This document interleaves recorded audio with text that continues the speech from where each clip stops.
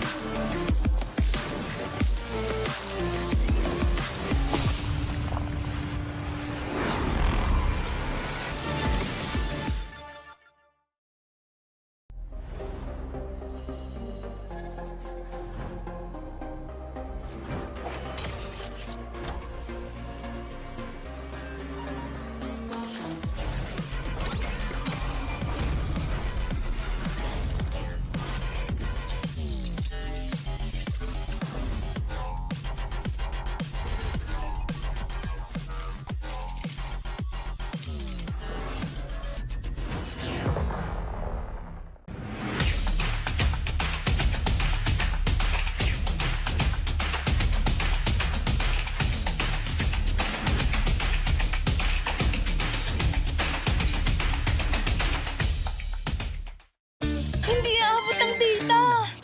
Nice! Don't worry, be only with Smart Power All 99. Hindi nabitin with 10 gig data plus only Facebook or TikTok and more. Load now! Who needs to go to a concert when you can own that stage with your friends? Enjoy a night of impromptu bowling tournament.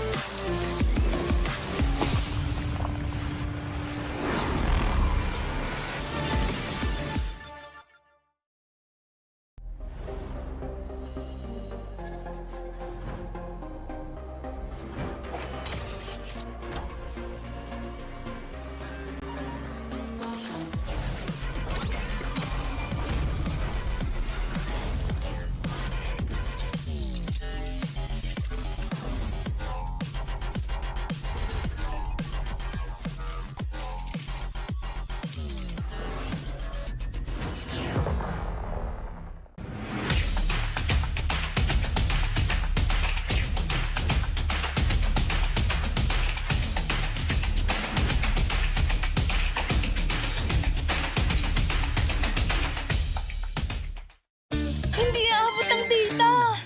Nice! Don't worry, be only with Smart Power All 99. Hindi nabitin with 10 gig data plus only Facebook or TikTok and more. Load now! Who needs to go to a concert when you can own that stage with your friends? Enjoy a night of impromptu bowling tournament.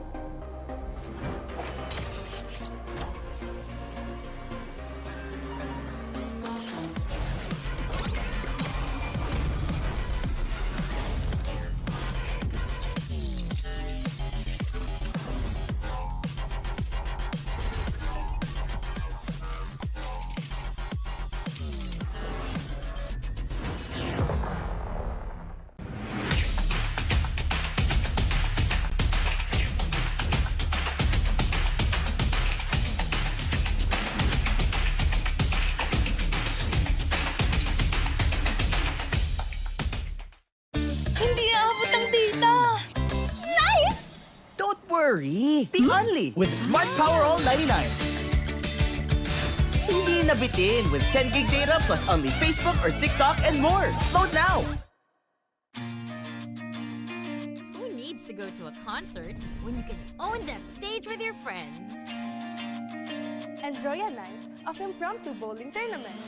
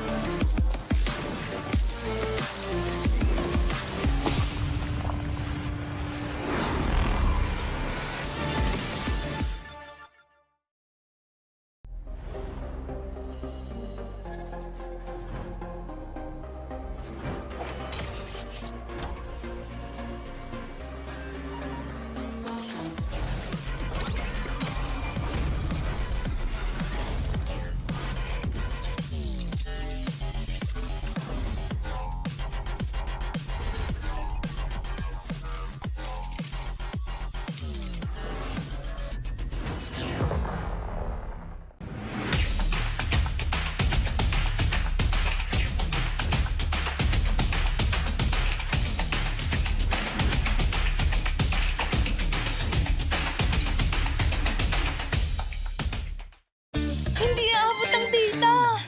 Nice! Don't worry! Be only with Smart Power All 99. Hindi nabitin with 10 gig data plus only Facebook or TikTok and more. Load now! Who needs to go to a concert when you can own that stage with your friends? Enjoy a night of impromptu bowling tournament.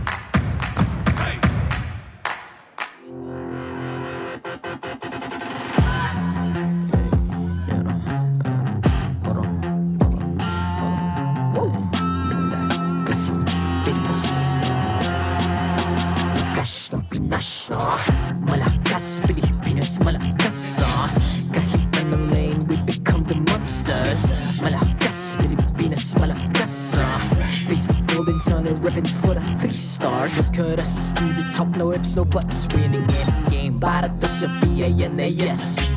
Di mo matitin ang aming boses on your level. Nasa kalye man o mobile, you know I become a legend. Open fire, reunite with winners. Built with pressure, like diamonds are made of. Switch na lane na parang gera, HP racing may reset. Built na katang buhat ni Hilda, full load SS parang Lyra. Susundan ko ang iyong bakas, kasama patas, tagumpay natin to dahil tayo'y malakas. Para sa Pinas,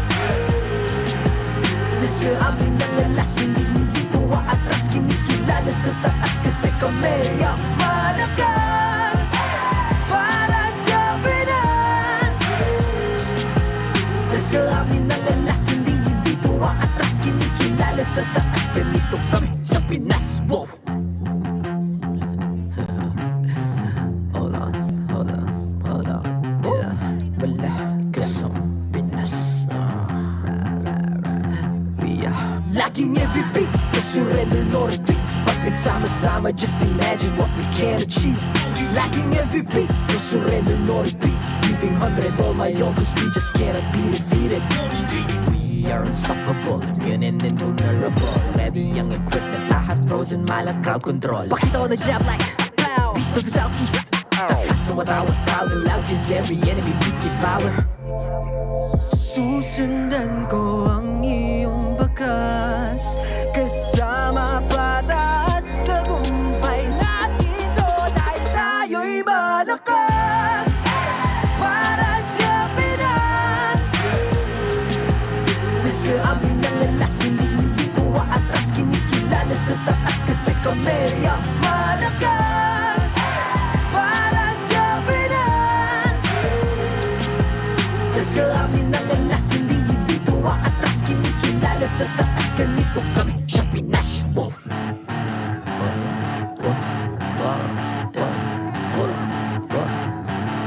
Malakas, Pilipinas, malakas. Kahit anong lane, we become the monsters. Malakas, Pilipinas, malakas.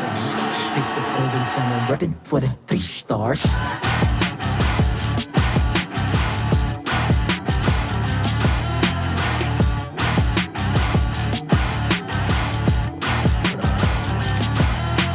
Ang lakas ng Pinas, reunite, be the stars. Ang lakas ng Pinas, reunite, be the stars. Ang lakas ng Pinas, reunite, be the stars. Ang lakas ng Pinas, we the stars. Ang lakas ng Pinas, reunite, we the stars. Ang lakas ng Pinas, reunite, we the stars. Ang lakas ng Pinas, reunite, we the stars. Ang lakas ng Pinas, we the stars. The 15th season of MPL Philippines is brought to you by the following sponsors. Infinix, the MPL official gaming phone. Lakas sa laro with Infinix. Smart, the official telco partner of MPL Philippines. Our partner in Esports, Time Zone. Join the fun at Time Zone. TT Racing, for those who dream, work, and play. TT Racing has your back. Don't miss any MPL action by following our official Facebook and subscribing to our YouTube channel. Follow MPL PH on TikTok for more content. Experience the Lakas ng Pinas of MPL PH Season 15 action live at Green Sun Hotel. Grab your tickets now via official MPL PH website. All the regular season tickets are now available at 200 pesos. MPL Philippines is monitored and supervised by the Games and Amusement Board.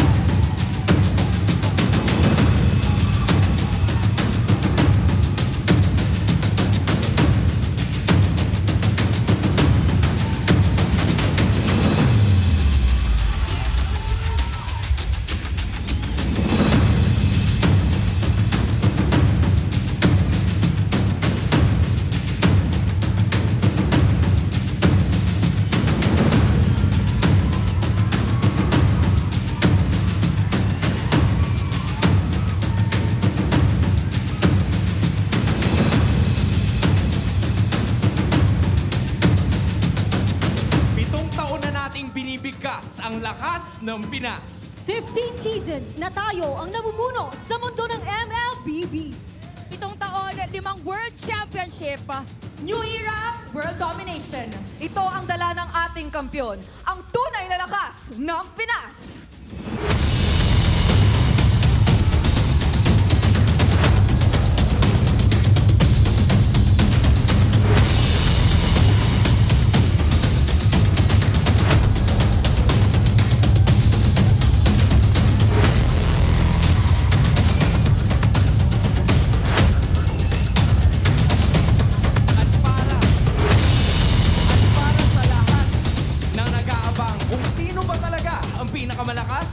Welcome to MPL Philippines Season 15!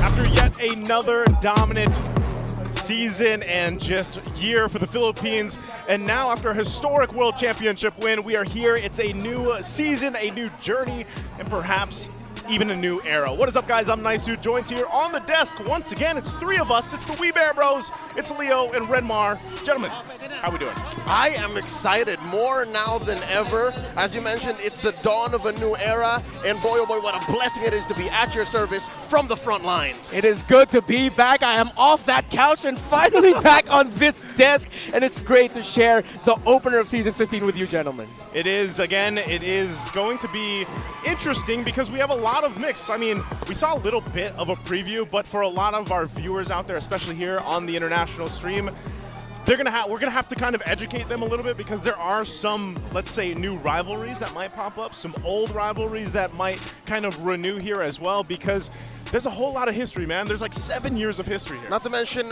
new faces. Yes. And of course, new colors. 2 new franchises in MPL Philippines. When was the last time you saw 2 big names enter our league? Yeah, I thought it was gonna be the peak of new era storytelling in MPL Philippines Season 14, but here comes Season 15, again with the new orgs, returning faces, as you mentioned. A lot of the old stories we were used to are gonna be told in a different light. They are, but before we get to the action, of course, we have to thank our amazing sponsors for the season here. So you can play like a pro with the Infinix GT20 Pro, the MPL official gaming phone. Grab yours now and use the voucher code INFINIMPL. That's INFI MPL to get up to 1,000 pesos off and get exclusive freebies. A whole lot there, again, that you guys can grab for us, and we've got more of our sponsors to go through today. We've got plenty of time here, about 24 minutes before we actually get to this matchup. But that's the thing. I think a lot of people are going to be waiting to see exactly what does happen here, especially with a new org, I guess you could say, at least here for the MPL Philippines. But also, again, we want to go ahead and give a shout out to Smart, because you need a pro level speed for your gaming, because make the smart switch and stay ahead of the game. Get your Smart eSIM today for only 99 pesos and experience ultra fast 5G connectivity on any device. No SIM swapping needed. It is available now at Smart stores nationwide or online via the Smart Online Store. And again, big shout out to our sponsors to help us kick off this amazing season ahead of us. Whole lot here. And once again, for our audience out here, they are prepped and ready, I feel like this. They were cheering on for our opening again. Good to see some of these highlighted players, if you will, throughout our history here for the MPL Philippines. And I think, you know, for a lot of them, sometimes when they have that favorite player, for example, to cheer for, I mean, we still got the traditional UA screams out here because we got RORA playing against Twisted Minds to kick us off. Yeah, and again, this is what we were talking about when it comes to old stories being told in a different light. The members of Aurora, we're very familiar with them already, but the members of Twisted Minds is going to be a reintroduction. That's the organization that got the slot of RSG Philippines, but is very Blacklist International Season 14 coded. While, of course, Yaoi makes his comeback with TNC Pro Team, and the savior, potentially, of the Phoenix Army will have to go up against gods in his return in the Philippines. What a David versus Goliath matchup to close off the opener of MPL Philippines Season 15. You know what? I can't decide which one I'm excited to do more, you know what I mean? Oh, luckily, we will be here to call all the action. I was going to say, you know, well, at least for us, it's kind of like we get to witness both, but hopefully the viewers out there too watching, I'm sure you guys have a lot of curiosity on exactly what's going to happen here, because There's a whole lot. I mean, coming from everything that was accomplished last year, it's kind of weird to say that because it was just a couple months ago. You know, January felt really long, by the way, gentlemen. But the thing is things can change quickly. I know we will probably get more into this discussion about the meta changing. You know, we did have some of those big changes happen just a few weeks ago, I'd say. But more so is, how does this new era like set up for us here in the MPL Philippines? Considering how many accolades or achievements have happened, what more now could potentially one of these new teams or these new organizations be one of the main representatives leading forward for us? For the first time in a while, we have rookies actually playing in the league. For the first time in a while, a World Championship franchise has been torn apart, reassembled, and that's one way, I think, to, you know, revitalize MPL Philippines' strength and dominance in the world stage. Yeah, and I think this is the perfect opening matchup that you can get in terms of asking for a new era, what the potentially new meta can bring to the table for this upcoming season, because these two teams with the coaching staff, MTB, Coach Bonchan, they're used to the very unique picks. And we're going to have to take a look here again. 7-year history here for the Twisted Minds players. Leo, why don't you take us through this? Almost every single player opening for Twisted Minds has played overseas, except, hold on. Before I go on, am I seeing this right? Is Sinsui playing in Rome? It looks like he is, man. The former import for Red Esports in Malaysia, formerly a Blacks International, going as far as top 3 in M5 and debuting in Season 10 under ONIC Philippines. He's playing Rome now? He's playing Rome? Since when? That is crazy. I mean, the last time Coach Bonchan turned a jungler into a roamer, MPL Philippines Season 8 and M3 happened to, well, his teammate, Hajizi. You know what? They're going to have to rely on Hajizi, the KDA machine, formerly the all-around agent, to be that anchor. He is the most experienced, the most veteran player of Twisted Minds, having debuted in Season 2 under SXC and have gone all around the world and now back under new management. So this is interesting because it's kind of like, how do they take this chemistry and build on it? I mean, obviously individually they have a lot there, and then you have that history even for Haji, for example, but then you have a new player in a new role that maybe some people aren't used to seeing, so they have to figure that out. But here across from us also, we have RORA and their 7-year history. You know what, as a former 12-year-old myself, yeah, I've gone through that feeling of looking at my idols. Yue was 12 years old when Hajizi joined in MPL Philippines Season 2, and going through his phase of binge watching anime in 2020, I mean, I'm pretty sure the entire world did that at some point. Amateur, into Blacklist, into Aurora. Yue will definitely be one of the pillars of Aurora to look out for. You know what? There's hope for me. I can follow in the footsteps of my favorite player of all time, the Hitman Renegade, because I was once a 4th-year high school student myself. Hey, I can't say weren't we all. Maybe some of us weren't. But I was. If one of us were, that's cool. Maybe someone skipped a grade. By the way, I didn't realize up until seeing this graphic just how young Dominkite is. He turned 12 years old in 2019. That means he's just 18 years old right now, and he's in one of the best teams in the world.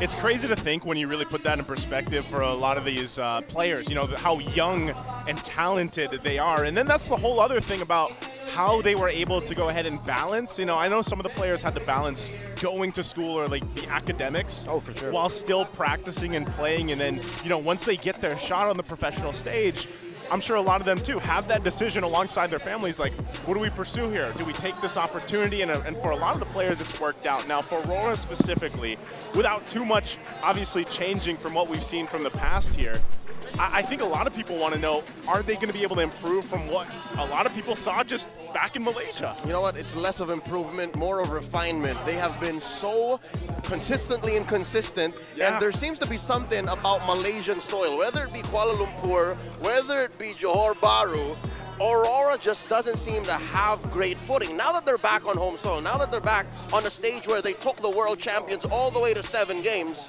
maybe they figured it out. Maybe they could come back and show us exactly why they are the second strongest team ending MPL Philippines Season 14. Yeah, I think because of their recent lack of achievements, their results, people forget what Aurora did in the playoffs. They're the team that took down Blacklist, Falcons AP Bren, and Team Liquid on the road to the Grand Finals to face off against ONIC Philippines. So definitely the DNA of a strong team is there. Can they bring it out consistently? Again, is the main question for Aurora. I think we've seen this before where, you know, a lot of these teams, a lot of these players, when they get more time to stay together, from season to season, and then they get that time to build up on that chemistry and that play style, what kind of sets them apart, is where we usually see them shine. So that's what I'm personally expecting to see here from RORA, where, you know, now that they've been together for a while, they had a pretty phenomenal season, I'd say, from last season. It just fell short a little bit internationally. They should be able to bring a lot here for this one. Imagine how much worse that is for Twisted Minds. They're a new team. They are. We'll see if their minds are twisted or they can make it work. But we're going to go ahead and throw it out for an all-access interview with Hans and Odin. Maraming salamat muli sa ating mga casters. Again, my name is Hans Galeria. And this is your very own Odin. Kasama natin ngayon si Haji Z. Haji, 7 taon na ang dominance natin sa MLBB scene at 7 taon na rin ang iyong history dito. Ang tagal mo na dito, di ba? So how are you feeling now na nire-representa mo ang newest MPL team na Twisted Minds? Bagong experience sa akin. So, masaya naman. Tapos, yung una, nag-a-adjust. Pero ngayon, feeling ko rin. Nararamdaman ko din yun, Hans, na parang very chill ngayon si Haji. Tama nga sila dyan eh. Hindi nyo na siguro nakikita, pero yan, kaya medyo napapangiti siya. Now, I wanna ask you, kasi nabanggit nga niya, Haji ka na ulit ngayon. Ano bang meron? Haji ka before, ba't bumalik ka sa Haji? Ano bang meron? Tawag kasi sa akin, di ba, KDA machine. Eh, yung KDA machine kasi, nakuha yun nung nag-easy pa yung IGN ko. Tapos, kaya naisip ko lang, parang yun. IGN ko lang. So I guess, we're gonna be expecting more KDA machine performances this season, right? The era is back para kay Haji Z. Naku, aabangan natin yan. And now, makakatapat nyo agad ang ginagawang rival sa'yo dito sa scene, which is Yue. Ano pa bang na-expect namin from you? Wala. Wala. Sige, ano ba sa tingin mo yung meron kay Yue dun sa nakalaban mo siya thrice, di ba? Last season. So, you've won at least one match against him.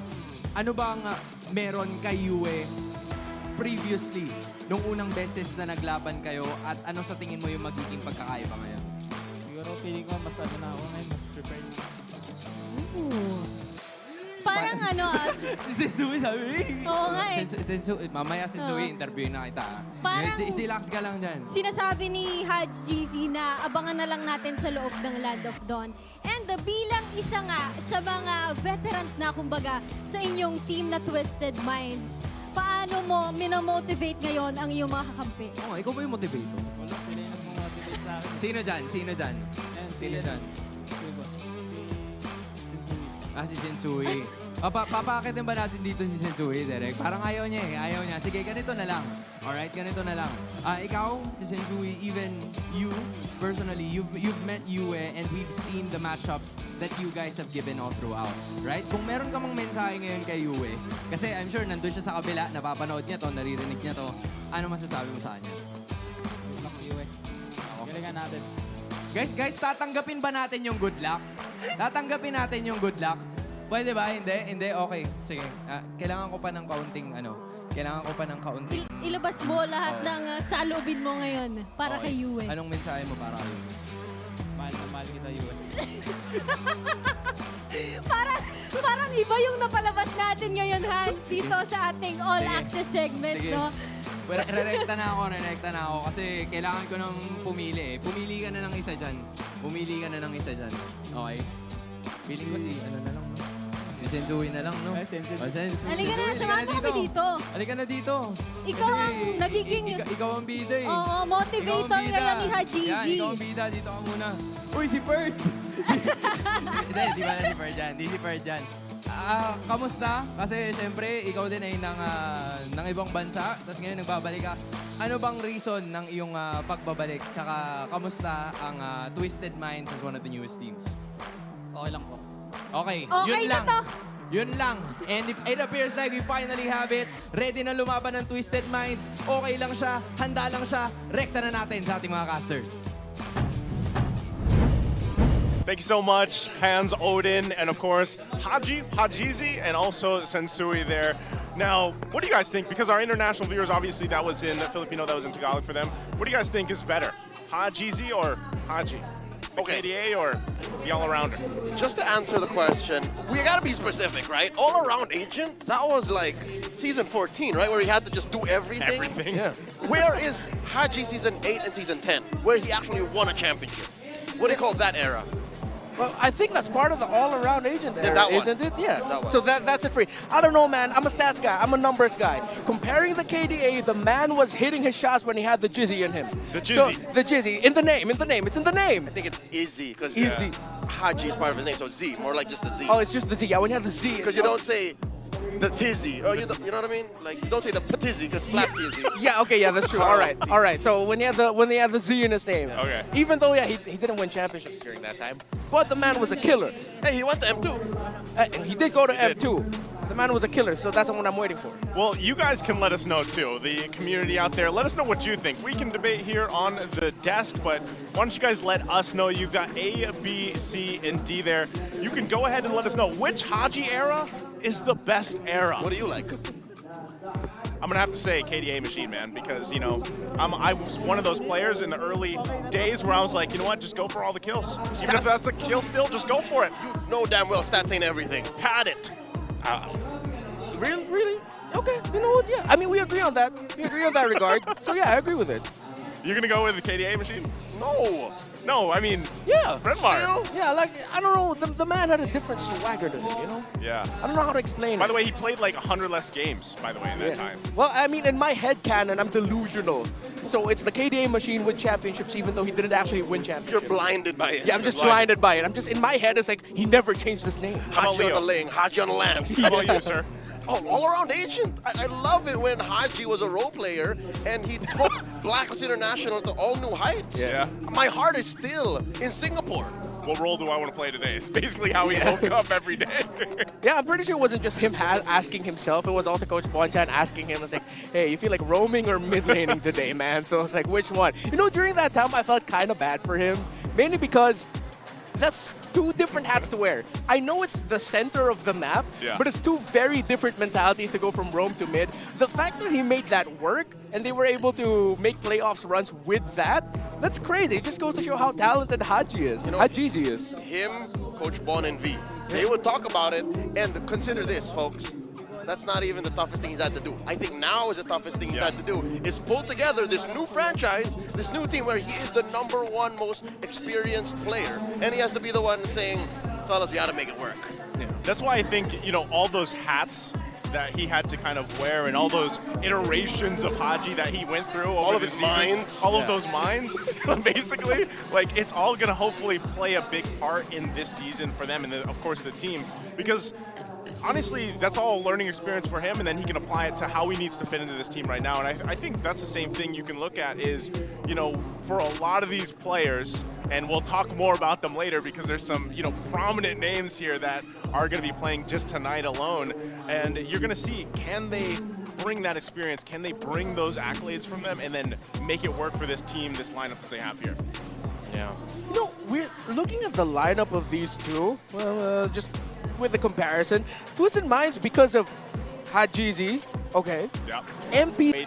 To see go forward is Sensui, man.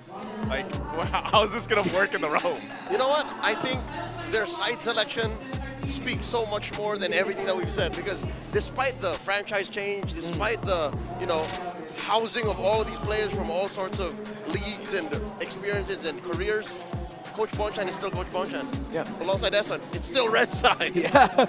And interestingly enough, Red Side has seen an evolution, I feel like. We were together in SPS. Didn't it feel like Red Side has now become the main driving force behind drafts? The first 3 bans changes so much. Yeah. Opening juice in, keeping the juice in away, the trades between Suyo, Joy, those 2 junglers. I feel like now Red Side has evolved into the driving force, and really, it's perfect for the likes of Coach Bonchan and Coach Eson, who love doing that in drafts. So would you say it's the favored side, at least from what we're seeing statistically? Because it was just last season even where Blue Side had a very one-sided win rate, right? At one point, it was like 65-35% Blue Side. So unhealthy. Yeah. Yeah, well, again, we don't exactly know where things are going to fall into place. I always love week 1 because that's where things really start to show. But also, we got to show our marshals here to bring us into this match. Let's go ahead and throw it on stage for the marshal walk-in. MPL Arena, welcome to the first match of the day, the opening game of the MPL Philippines Season 15. Introducing our marshals, Josh, Chico, David, and JJ. Now, let's give a warm welcome to a team that's here to twist the game. Welcome to the MPL Twisted Minds.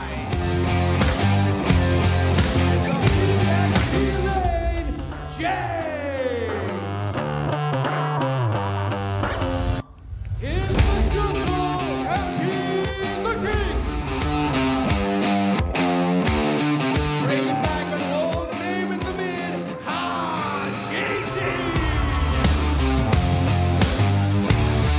From the jungle to the road, Sensui!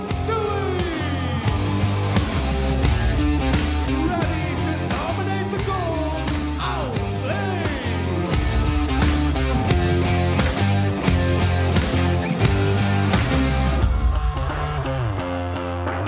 And their opponents.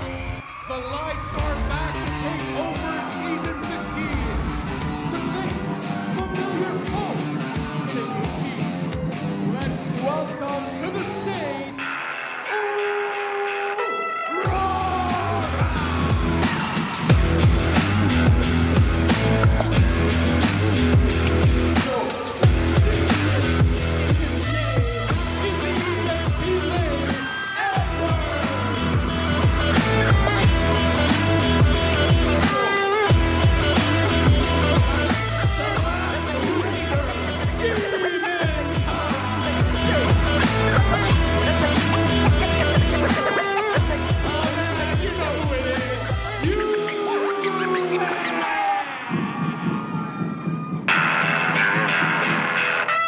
One half of the Kite Brothers. Welcome. It's actually Renegade.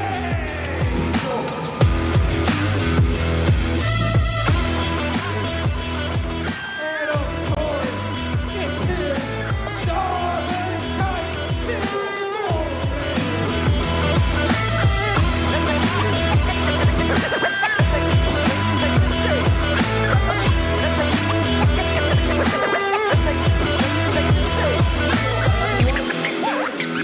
coaches, former allies, of course, still brothers, Coach Master of the Basics, and Coach Von Chan.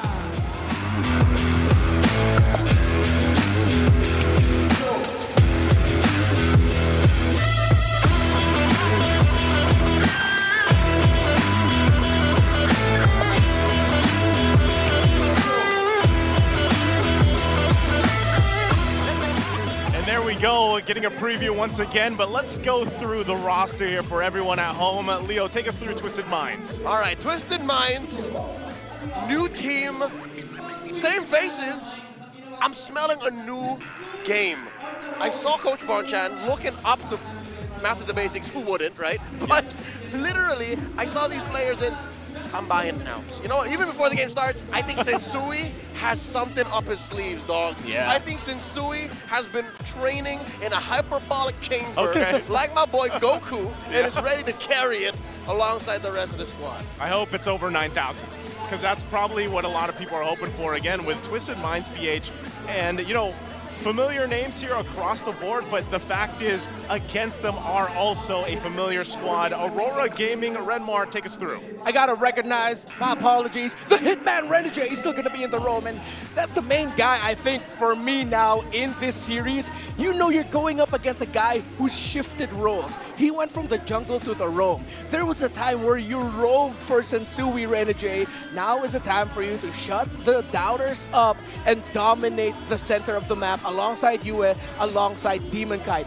Alongside that though, Edward and Dominic Kite, they're gonna be going up against James and Outplayed, two side laners who are very aggressive and very hungry because they are playing with chips on their shoulders. For a lot of people out there that have been following the season up to this point, you know, maybe it's going to take them some time to get used to also the switches here because, again, we have familiar players playing against each other, and even like you mentioned in your intro there, Renmar, the coaches, right? Two phenomenal coaches going head-to-head in this draft. We can expect some, you know, familiarity between each other, but then you have to take in the fact that, yeah, we are in a different meta than what we saw back, obviously, in S14. To be fair, it has been the better part of half a year that Bonchan and MTB have been going at it, right? And Bonchan went deep, man. Even when he was working with Blacks International, again, a team that also felt very new in Season 14, he went very deep into the playoffs. So who's to say that with, you know, forward thinking and better foresight, Twisted Minds could do the same. Yeah, man. I mean, besides, of course, a very difficult season for Blacklist International in Season 9, it seems like Coach Bonchan has always been the type of coach to prove a lot of people wrong in terms of like, oh, you think my team can't make it to the playoffs? We're struggling for majority of it. You think we're not going to find our footing? Eventually, they find their footing. So as crazy as it is, again, to see Sensui playing, there was already a lot of people going, oh man, there's a lot of pressure on the shoulders of Escalera now who we're not going to be seeing for this opener. Yeah. Imagine the pressure now on Sensui as a guy who's shifting roles. I think they're gonna be just fine. I mean, as early as now, I guess I could say that because of the track record of Coach Bonchan and Coach Esson. To be in the room where Coach Bonchan gives a motivational speech, what I would give, because he's able to really pull out something out of nowhere in all sorts of players.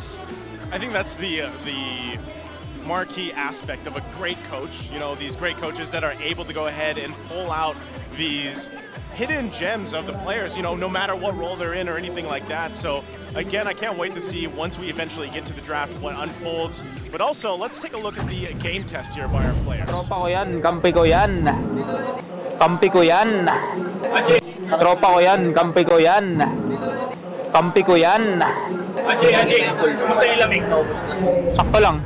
Wala pang tao eh. Pag marami siguro ng tao. He's my brother. That's my friend. He's my brother. So in case you were trying to put two things together, that's how pink tests go. Like they just hype up. It's part of the hype up. Hype each other up. That's what we do. Yeah. Yeah, sometimes, you know, I just need a reminder that I'm like, oh, that's my co-caster right there. That's my brother. You could hear me through the bathroom. I thought the door was locked, and I thought it doesn't matter if it's locked or not, Leo. Yeah. We can you hear heard you. That? We can hear you.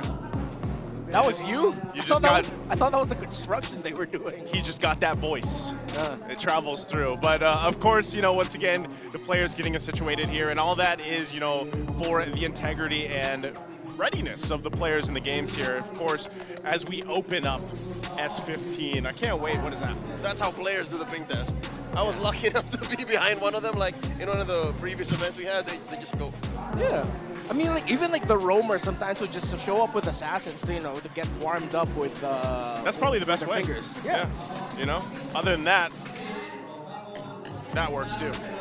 Yep. Checking the. Have you seen that? Yep. They just go. What's like that? This. That's actually a warm-up exercise, man. Yeah, that's how they check it. Yeah. They buy items like this.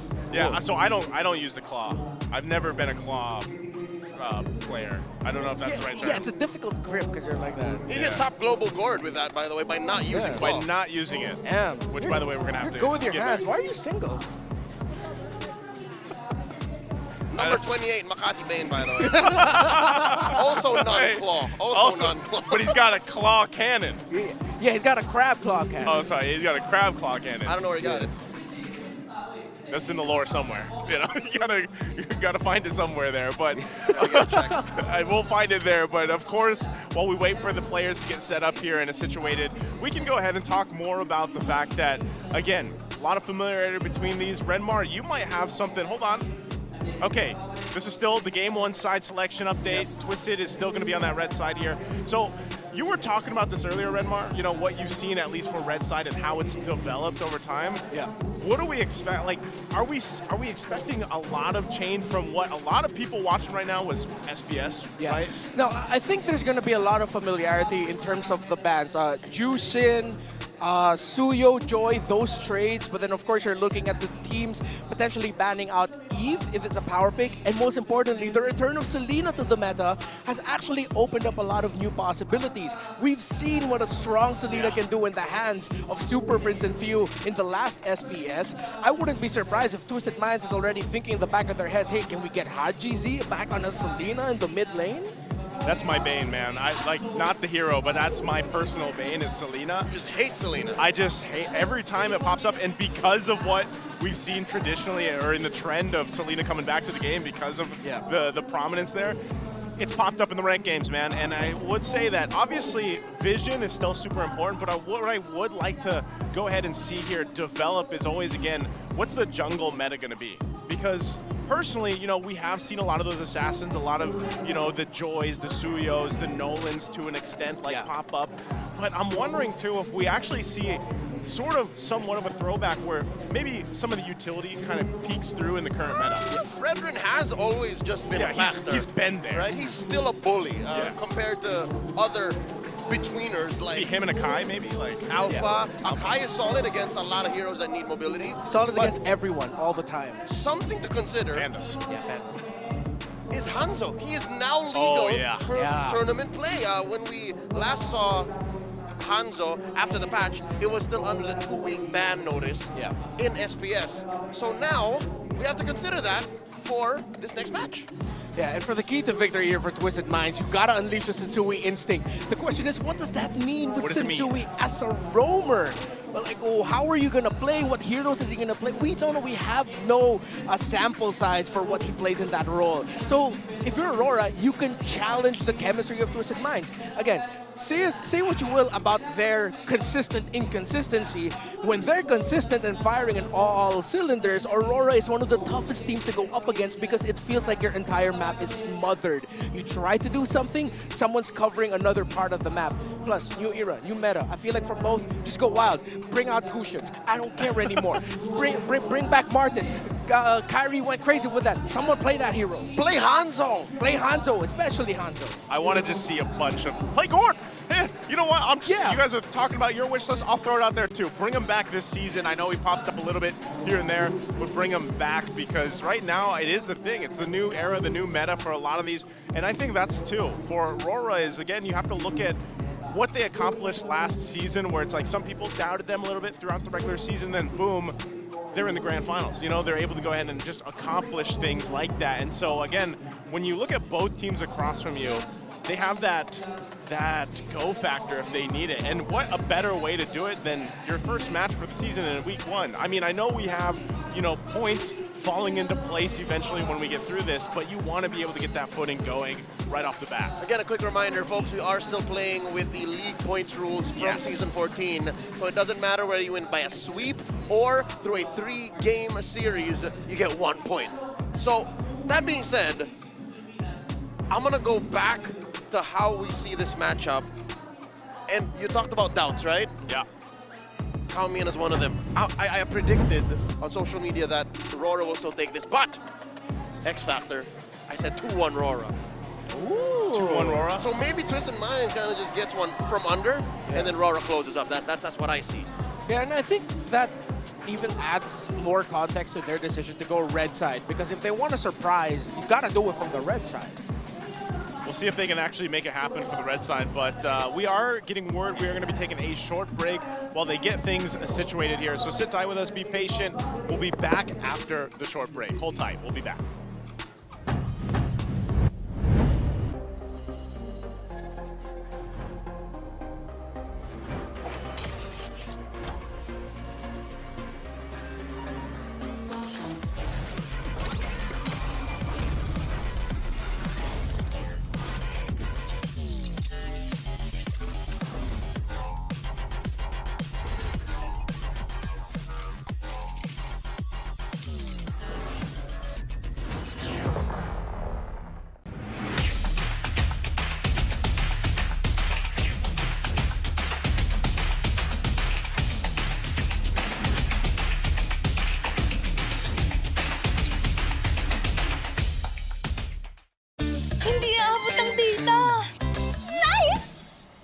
worry, be only with Smart Power All 99. Hindi na bitin with 10 gig data plus only Facebook or TikTok and more. Load now! Who needs to go to a concert when you can own that stage with your friends? Enjoy a night of impromptu bowling tournament.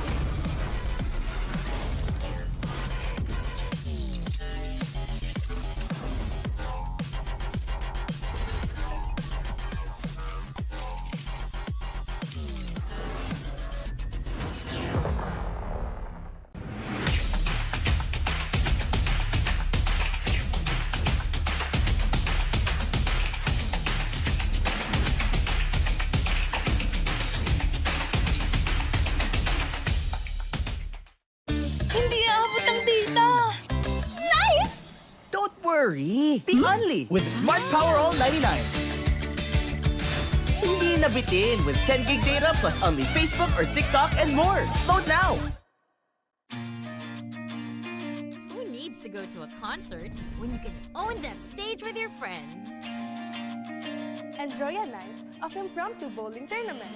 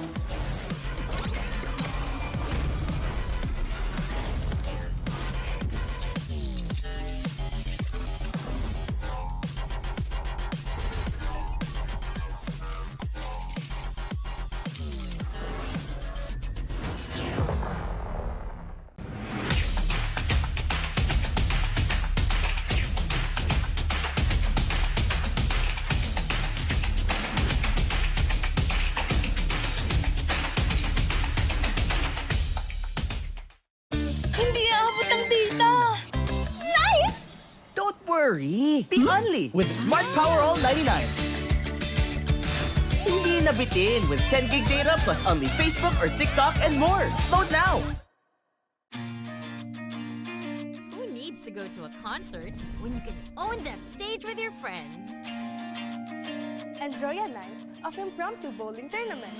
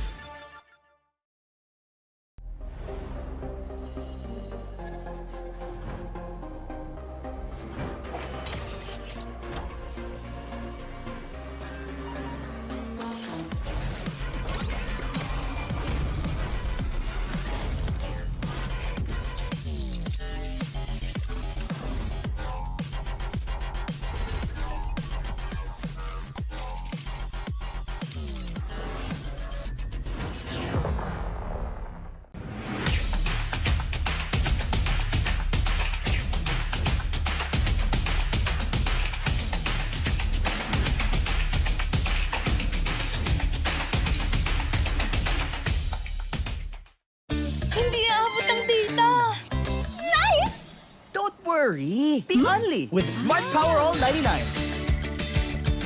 Hindi na bitin with 10 gig data plus only Facebook or TikTok and more. Load now! Who needs to go to a concert when you can own that stage with your friends? Enjoy a night of impromptu bowling tournament.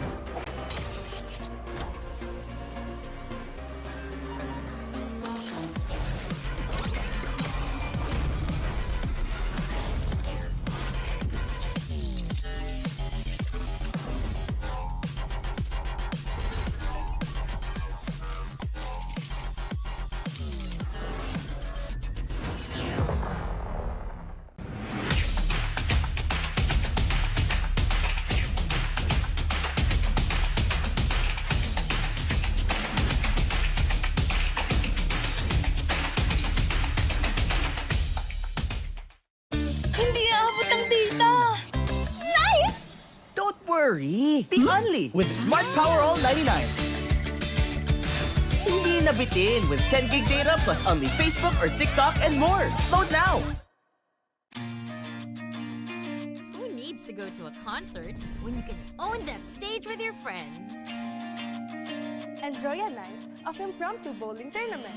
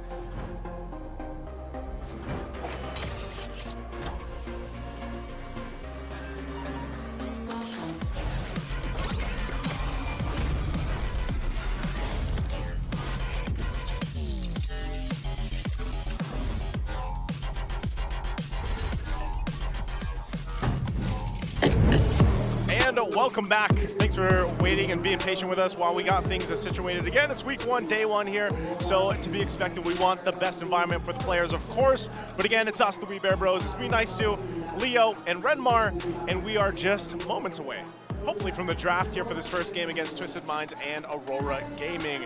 We've already kind of talked about, you know, the stipulations here leading into this and what we can expect, I would say, especially like we mentioned with Red Side kind of, you know, being favored here. Also, we'll have to see here from Edward, though. It could be a big moment here. Third most played games in MPL PH history, 448 with a 56.7% win rate. And I know, again, a lot of these players have milestones ahead of them that maybe even will happen or fall into place here. Yeah, by the way, if Edward wins this series here against Twisted Minds, he'll be the third player in MPL Philippines history to reach 100 wins. So he currently stands at 99 series wins throughout MPL Philippines. If he gets this, he gets past that threshold. Pretty crazy to understand because he debuted in Season 4. Yes. So, I wonder if the stats show this, but the players he's chasing in 1 and 2 have been here far longer than him. Since Season 1, right? Or Season 1 or in Season 2, I think, if I'm not mistaken, those stats show. Yeah. So that means all his hard work, never taking a break from Season 4 onwards, is paying off.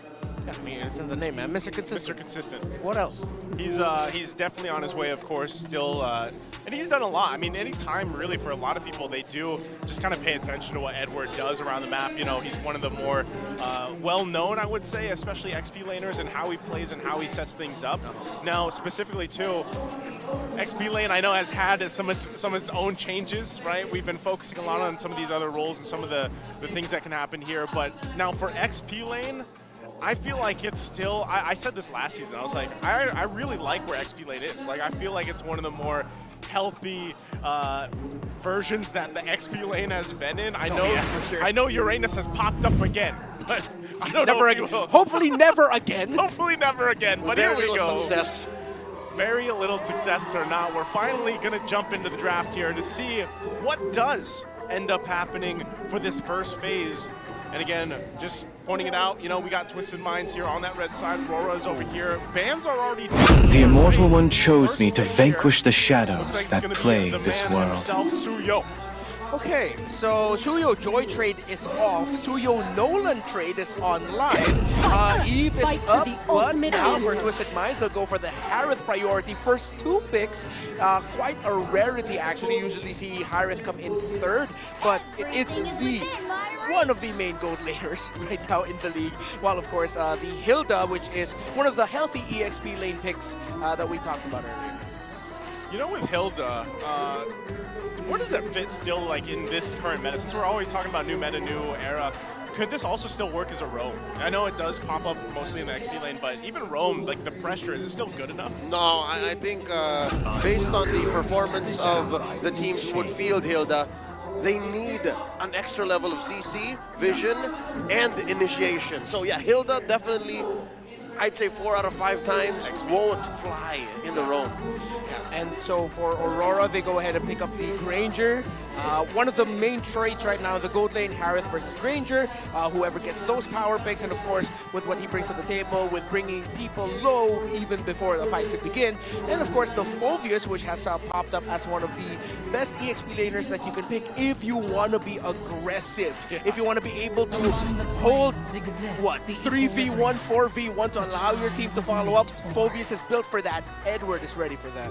Yeah, he is, and you know, completely agree. Phoveus is just kind of in your face, and there's not too much you can do about it. Now, if you're able to set up that real-world manipulation, maybe it helps kind of get in that favor again. We've seen this combination so often with the Eve and the Harith. That's so deadly when you're thinking about that death box itself, and especially when the Zaman forces drop down. Now we have to take a look at the second phase of bans here. What are we thinking?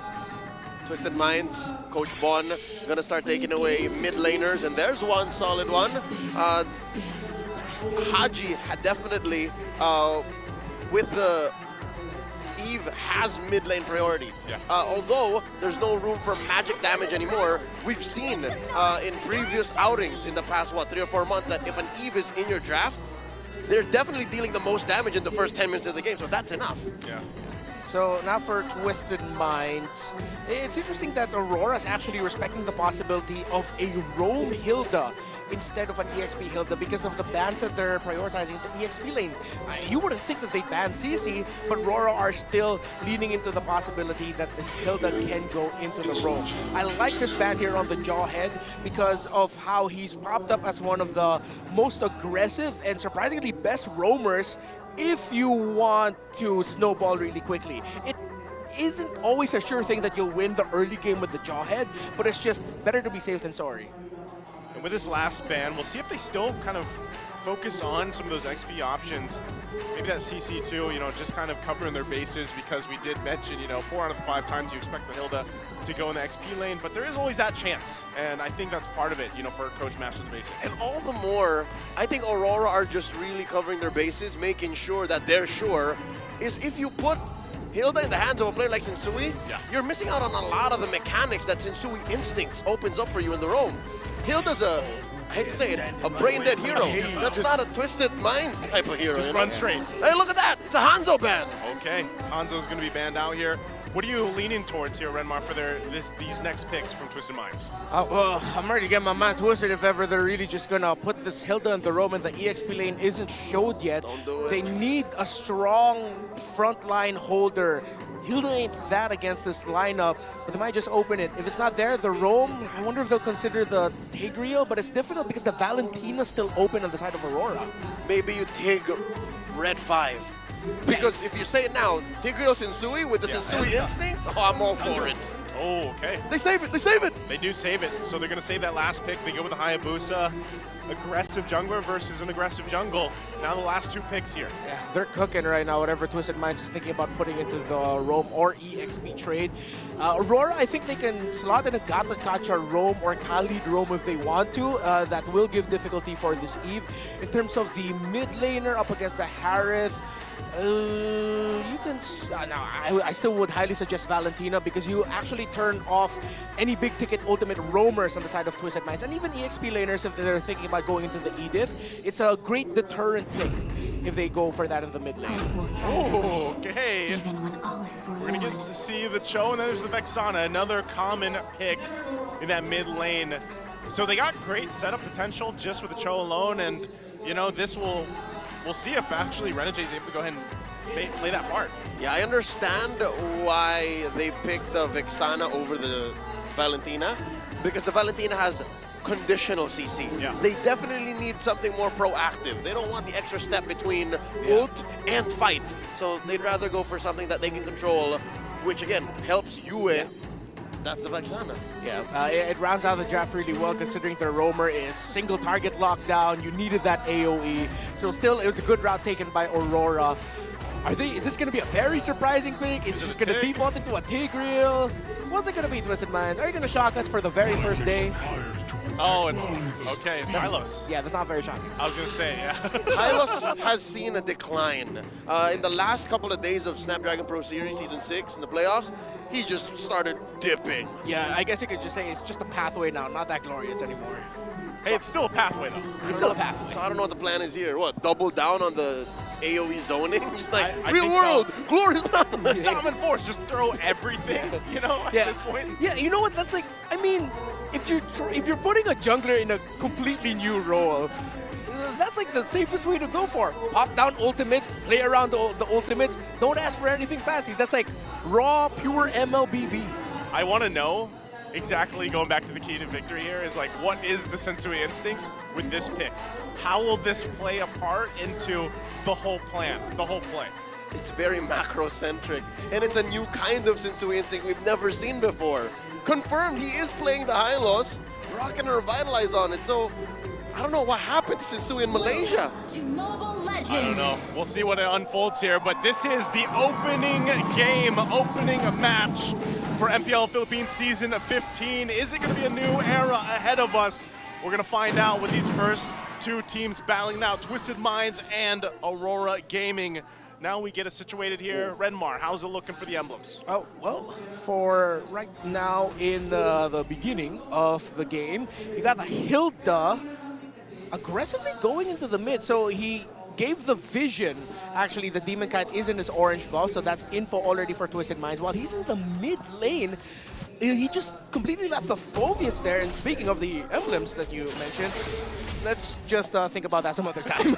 Ask and you shall receive. Eventually, we'll get there. We'll get there eventually, you know? But yeah, that's the main thing, I think, you know, for the early game, things kind of getting situated here. One thing I really want to know is, because of the Hayabusa for MP the King, how aggressive can he start? Especially the fact that you have a Cho across from you and it's Renegade, and we all know, you know, the Hitman, that he's got his name for a reason, how aggressive he's going to be. I'll tell you now, on behalf of MP the King, not at all. You see how this Hayabusa did not cross the river at all?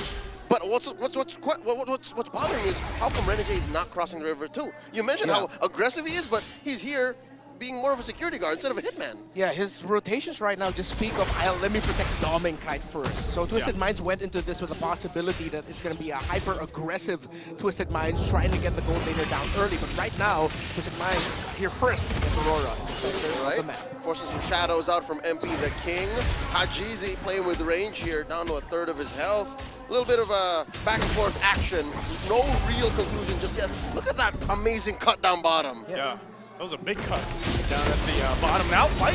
Oh, Sensui looking very low despite popping the Revitalized. It's slain by the last Raider. The steal by MP the King though on the turtle, and they're happy with their objective. They back off. Here comes Aurora with the rest of the squad coming through. Yue blasting James, and here's a real elimination. Defensively used by Hajizi. Purple still standing, and the rest of Aurora back off. Hajizi saved that purple buff from falling into the hands of Aurora. He had to use his ultimate to do it, but they needed to make sure they kept it. And I think this is where we're seeing a little bit of the inexperience of Sensui in the roam role. You should not be that deep for the first turtle if the purple buff of your purple buff dependent hero hasn't been taken yet, because you leave yourself susceptible to getting invaded. Good thing Hajizi saved the situation. Yeah, not only that too, but some of those little decisions will play a part as they transition here. Renegade is gonna get that level 4.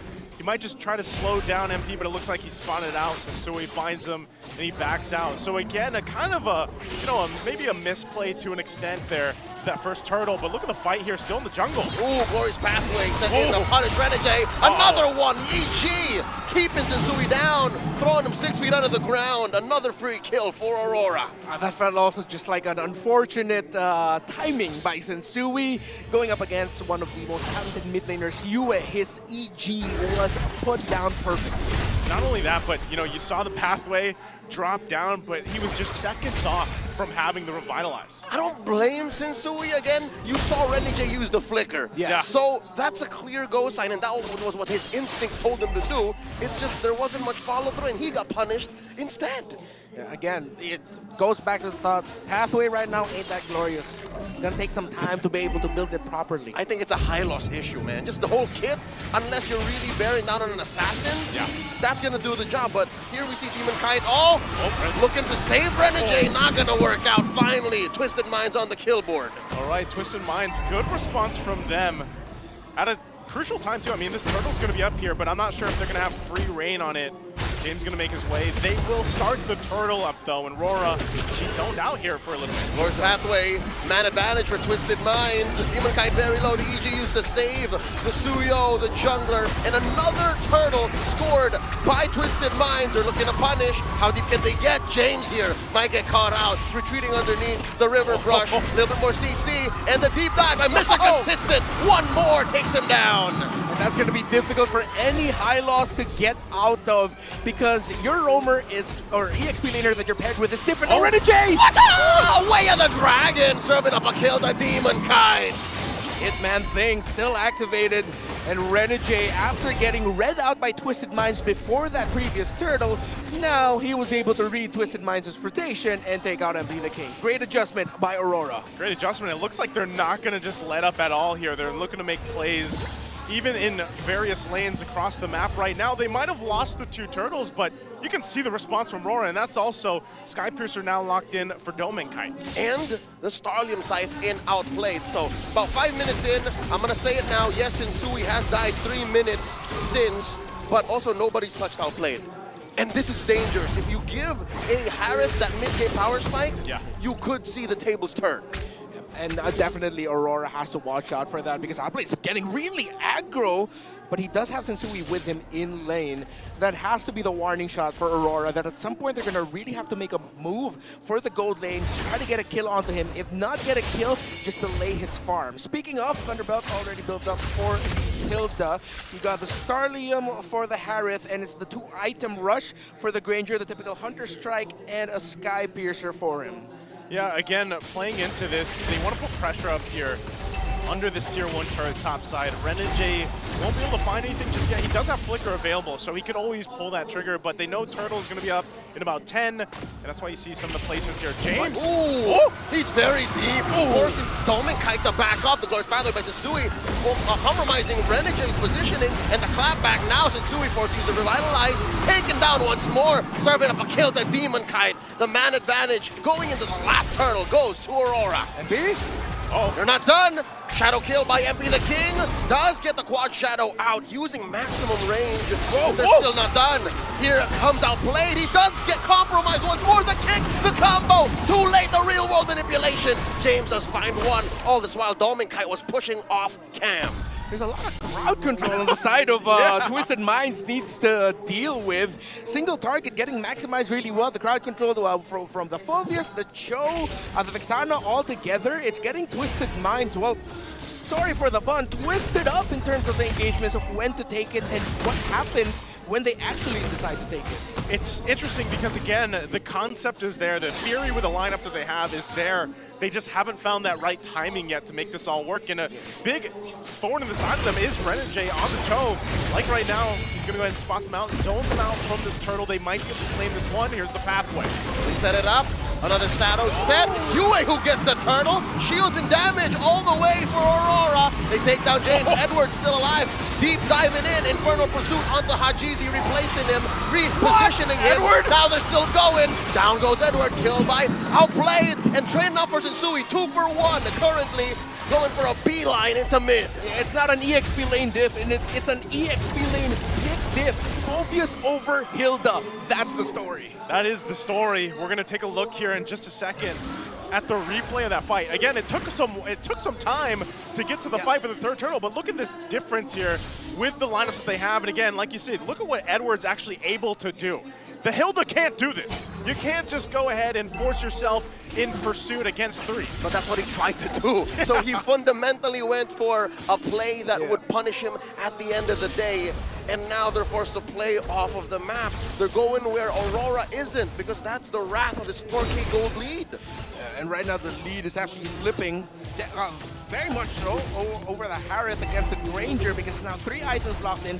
Malefic Roar already locked in for Dominkite, while still on the way to the Holy Crystal is outplayed. So they're sacrificing, both of them actually, the side lane, far lane in their respective towers. So that's just going to level out, and it's going to boil down to another fight around the center of the river, which again, how will Twisted Minds answer the Fulvius when it comes to team fights? Because right now, they don't have the answer. With the Harith lacking the Holy Crystal still, every dash the Harith uses just helps Edward. And not only that, but the fact that Edward did just pick up a Radiant Armor too. You know, so like there's so much magic damage on this profile from Twisted Minds lineup that Edward being that guy in the front and then being able to soak that up and has that magic resistance is going to help him do it even more. Save for the late game spike that Twist is now looking for. That's all they have. That's all, unless they snowball in the early game, it would have been too late. Oh my god, just off the camera, MP the King gets run through by Aurora in his attempt to get the purple. This all but seals the Lord. Now Edward trying to get some in. EG into 3! Down goes Edward, killed by James. Renegade as well, Outplayed is going insane. Yue goes down, 3 for 1, 3 for 2 the current trade. Now James is taken down by Dominkite, 3 for 3. The river is bloody. I gotta say, good job for James, because we just talked about what the Hilda can and can't do. Well, at least he was able to do that and stop too. Yeah, and this is what we talked about with the lineup of two. Oh, wait, Hajizi! Oh! Blank! Blasted by Dominkite. This is my boomstick! You know, for Twisted Minds, without their ultimates, it's hard for them to engage. We talked about their lineup being drop, ulti, we fight, we win. And, well, they didn't completely win that one, but you get to see just how strong that very basic fundamental idea of MLBB is. The problem still stands. Aurora know the trades and understand the trades very well. It's just the amount of damage that RORA is able to pump out in such a short amount of time. And Dominkite, he's already a problem. You know, you can see it from this replay here. This was a good engage, and keep an eye too on James. He goes to the backside, puts enough pressure, but the same thing happens under that death box we were talking about on the other side. All right. Action slowed down in real time, by the way. Here we see Renegade playing with fire, forcing out the shadow kill and the kick! MP the King traded for Renegade! It's a blackout Hellcurt ult. Dark Knight falls. Ladies and gentlemen, we're trying to get back into the action. We know that this is a key part of the fight, but it looks like, all right, broadcast has paused. Combat action has paused all around. It has. It wasn't just us. All right. Okay, well. All right, we'll get back into it. All right. Show us the camera angle there. Like, get us behind the players. All right, look at those fingers. See, claw. This season. You know what? We can only assume. Yeah, we can just only assume. See, claw. They're hot in it right now. Claw. MP That's some aggressive pressing. He's locked in. That's not a team fight. He's checking his items right now. Demon kind as well here, man. Going through it. Oh, man. So, like, again, we got to kind of just wait to get back in the game there. But right now, I would say based on, before we got hell curted there, it's not looking too hot, for Twisted Minds and some of these team fights and the way that they're kind of getting blasted before these next objectives do come up. You know what? This is just evident of Twisted Mind's decision to play in pure absolutes. Every single hero does one singular thing well, and if it doesn't go well, and they don't get the trades that they want, goes sideways. That's exactly what happened when they got those 3-for-3 or 3-for-2s, and then immediately RORA goes for the Lord, because RORA is able to slip through the cracks. All other heroes can capitalize and punish when your timing is off. Yeah, and I think this is one of the difficult things we're seeing with the draft of Twisted Minds, the fact that they decided to prioritize the Hilda very early on into the draft. It felt like they were leaning into it, they had some idea towards it, but at the end of the day, when you prioritize a pick like Hilda, first 2 picks on the red side, that screams comfort. That screams confidence from your EX player that, okay, I can win this lane. Pick this for me. You're giving info to the other team that it's a potential switch pick, even though Hilda has always fallen into the EXP lane pick recently. Yeah. But now it feels like with the high loss pick in the last, it's sort of just like, wait, what happened to the plan? The flex wasn't worth it. Yeah. They invested so much in the flex, but they were looking at their notifications. Flex just went down like 3%, 10%, 15%. It almost makes you wonder, like, what if, again, it is only the first game, so I don't want to, like, go too deep into what could have been, but I'm almost wondering, too, like, what if it was that Tigreal? Would have it been a better case? Because right now, I just think the lineup from RORA is being executed so well because of the amount of crowd control that they have.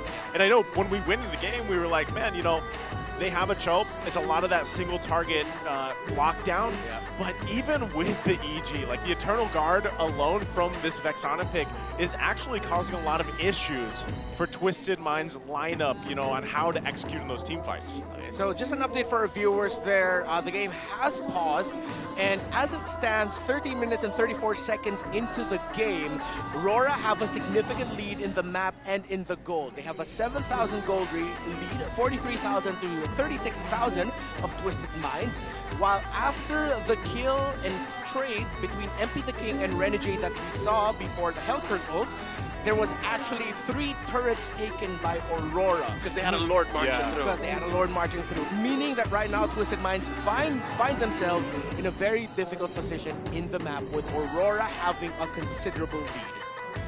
And even with that, it makes me wonder, with Twisted Minds' lineup, this lineup should, in theory, do well on defense. It should. Like, if you think about the Eve and having the Hereth there too, and yeah, the Pathway, the Glorious or not. But consider this. That's like having good cardio going on an MMA fight. That's true. I'm going to last long, but I'm not going to win. You're planning for not losing. Yeah. So what's the next step? How do they get there? Do they punish? Do they, take down Renegade and then they go on to the next dude, take down Edward? If that happens, if they find a way to do that, then we can start thinking of the next step. It makes me wonder if you're going to dissect on exactly how they approach that base defense, then maybe they're able to catch someone. But even then, when you look at the lineup, who is going to be the one to catch someone off guard, from RORA? Because even for Domenkite, man, he's had free reign from the back, and that's why the Granger is so great here. It's such a great pick against this specific lineup from Twisted Minds. Yeah, exactly. Even if you could say that HaGZ and Outplayed timed their ultimates perfectly alongside Sensui's Glorious Pathway, and you have members of RORA trapped, Edward's still going to be able to buy so much time while dealing damage. Renegade can buy so much time while dealing crowd control that, again, it boils back to the idea of Domenkite and Yue are so happy from the backline, just tearing everybody up. Interesting fact here, by the way.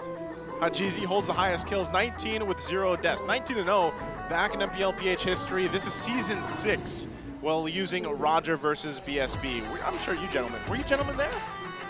No, we were not. You weren't there? We jumped in during the playoffs. Yeah, so we were not there for this momentous event.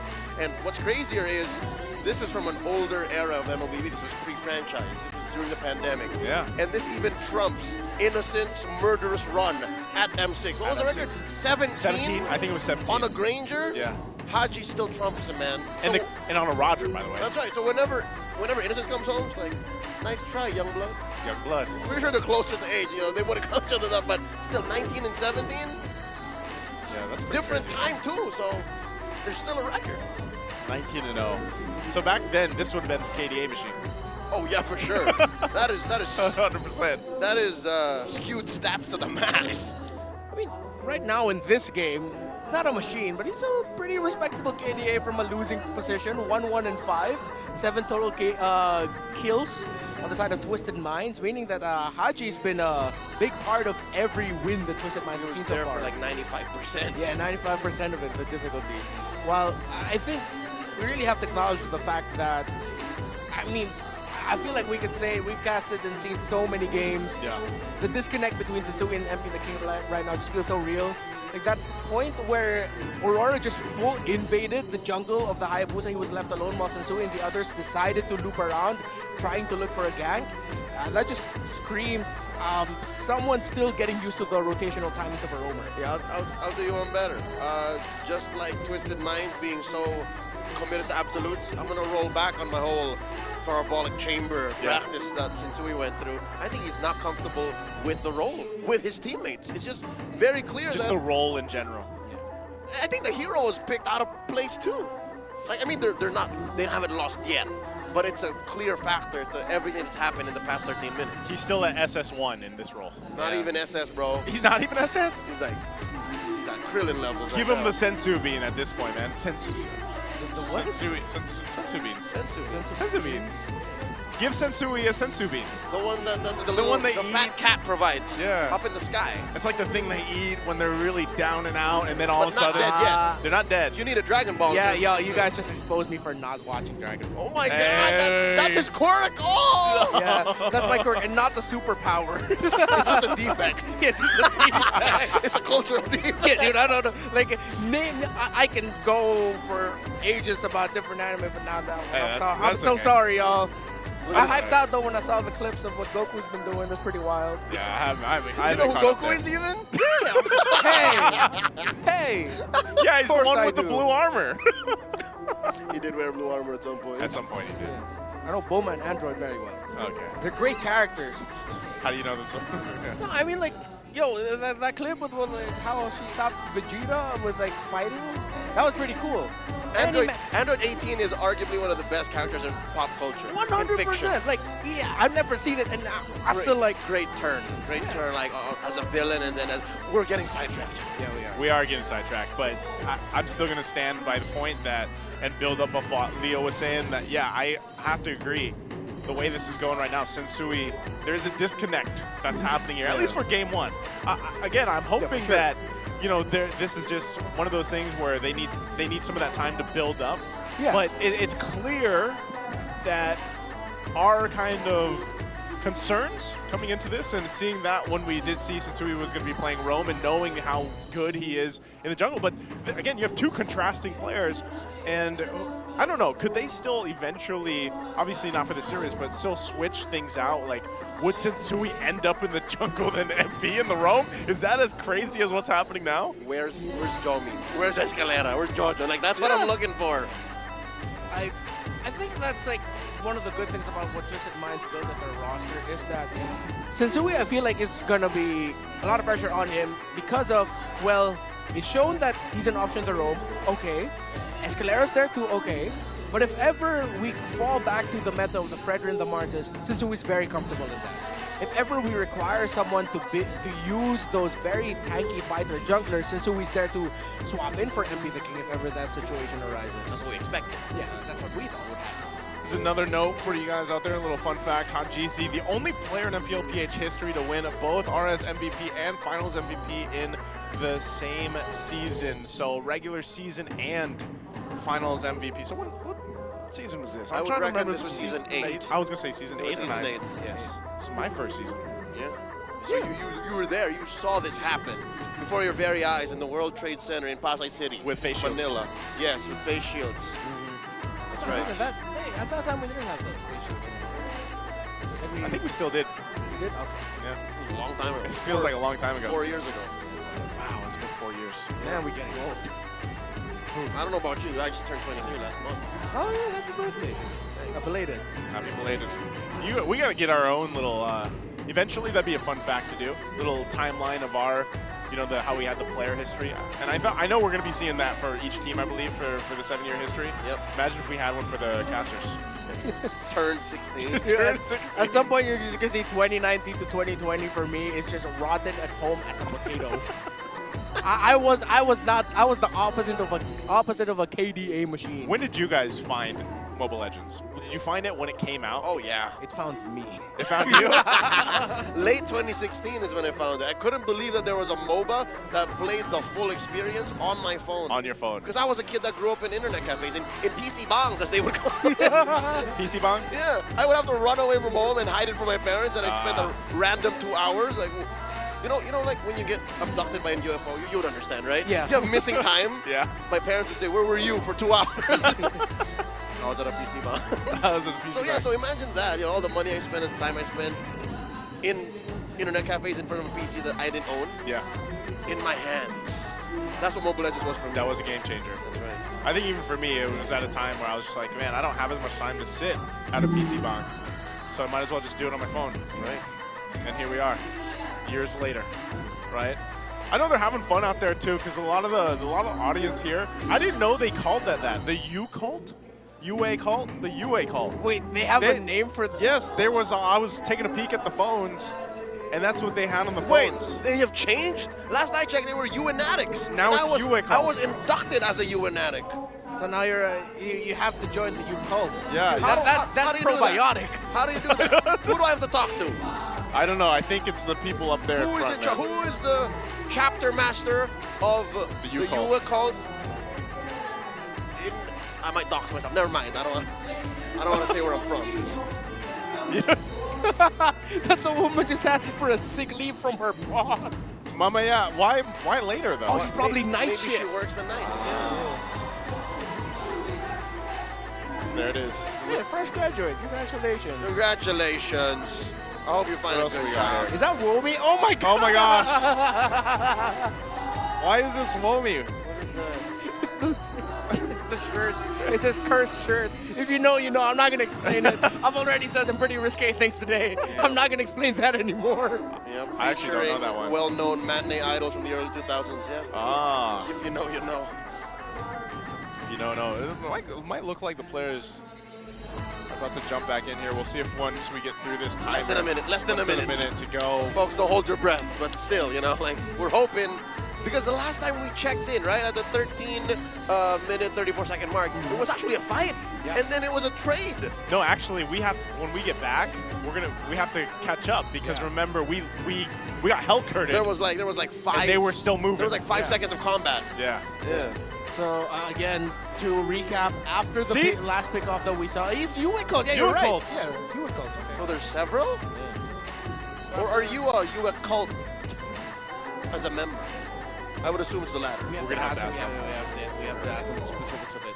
Again, when we left get a off, registration form. Last thing we saw was a trade between Epi the King and Renegade. And what happened after that was Aurora clearing out the map. Dear Lord, one of the 3 towers that went was an inhibitor down bottom, and now James checking in. River Brush. There's 4 members in vision. Royce Batley set in, plus a real-world manipulation, and the clapback is real from Aurora, sending back the rest of Twisted Minds. And they spent all of their ults. Ladies and gentlemen, it's a clear take for Aurora. This Lord ain't going nowhere but the Northern Lights. It's crazy because a different type of Lord messed with him. That was the Eternal Guard, the mini Lord, because it dropped down, hit 3, and it literally stopped Twisted Minds in their tracks. And they're like, nope, never mind. Is it the 3rd or 4th time that we've seen Twisted Minds just go, because of you, it's really good timing. Gojira! Gojira! You know, that'd be a good skin, like in the Godzilla goes down for the Eternal Guard. But yeah, US timing's been on point, and we're also reminded of one of the biggest problems. Again, we have to reiterate, Twisted Minds cannot reach Dom and Kite safely. even if they got a good engagement there where they didn't all get knocked up, they still wouldn't have had the space to be able to reach Domenkite before Domenkite brought them down low with the damage from afar. Yeah, it's like what we talked about. Again, for Twisted Minds, it's like, who are they going to be able to focus down? Who are they going to go for? Okay, he gets out of there. That's fine. They get ready for this defense. But their best target is probably an overstepped Renegade or a UA if they can. But here we go. We'll see if they hold on to the game right now. They're going to lose the top turret next. They're going to clump up around the base here. They got to deal with this Lord, and they take care of that. We'll see if RORA goes. Renegade has an immortality, so he could take a step forward. Edward as well, the stalwart in the front. They hold on. Mid-turret's going to be the next focus, but right now it's RORA knocking on the door. Impressive defense by Twisted Minds, losing no bodies and surrendering only the top lane inhibitor. So they live to see another day, another defense. About a minute and a half until the Lord spawns. Yeah, it's not looking good in terms of the items. MP the King has struggled this entire game. He needs one. If he can get that one item in there, that's when Aurora is really going to start feeling like Shadow Kill, even though it's going to be forced or early, is going to be a problem. You don't have to use it to sweep anymore. You can actually use it to just deal the initial burst damage Twisted Minds is having a hard time dealing at the start of a fight from a safe distance. And speaking of distance, again, the Granger is just pounding on Twisted Minds' formation right now. Save for Haji's real-world manipulation, they are outranged. Yeah. Almost every single time. And that's literally like that Granger pick.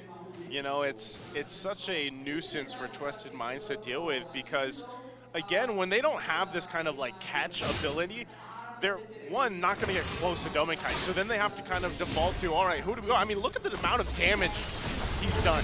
And a lot of that has just been firing off shots from the backside, you know, not really needing to do much because he knows every single time that Twisted Mind wants to actually fight, they're going to fight around Hajizi on that setup with the rear world manipulation. And so everybody's clumped up anyway. So you're just go ahead and shoot and shoot and shoot from the back and then let them shine from there. Renegade baiting something out from Sensui here. Again, one of their only real semblances of a front line and CC. Twisted Minds, they might even have to take this in the base again. Yeah, with the Lord up, speaking of instincts, Aurora, how they checked that formation of Twisted Minds there was just on point. First, the Queller from Domenkite to spot Sensui. Then you got a Death Sonata spotting out, I believe it was James hugging a shrub. That's just Aurora showing off to Twisted Minds that, like, we're reading you, and that's another great toss of the Death Sonata.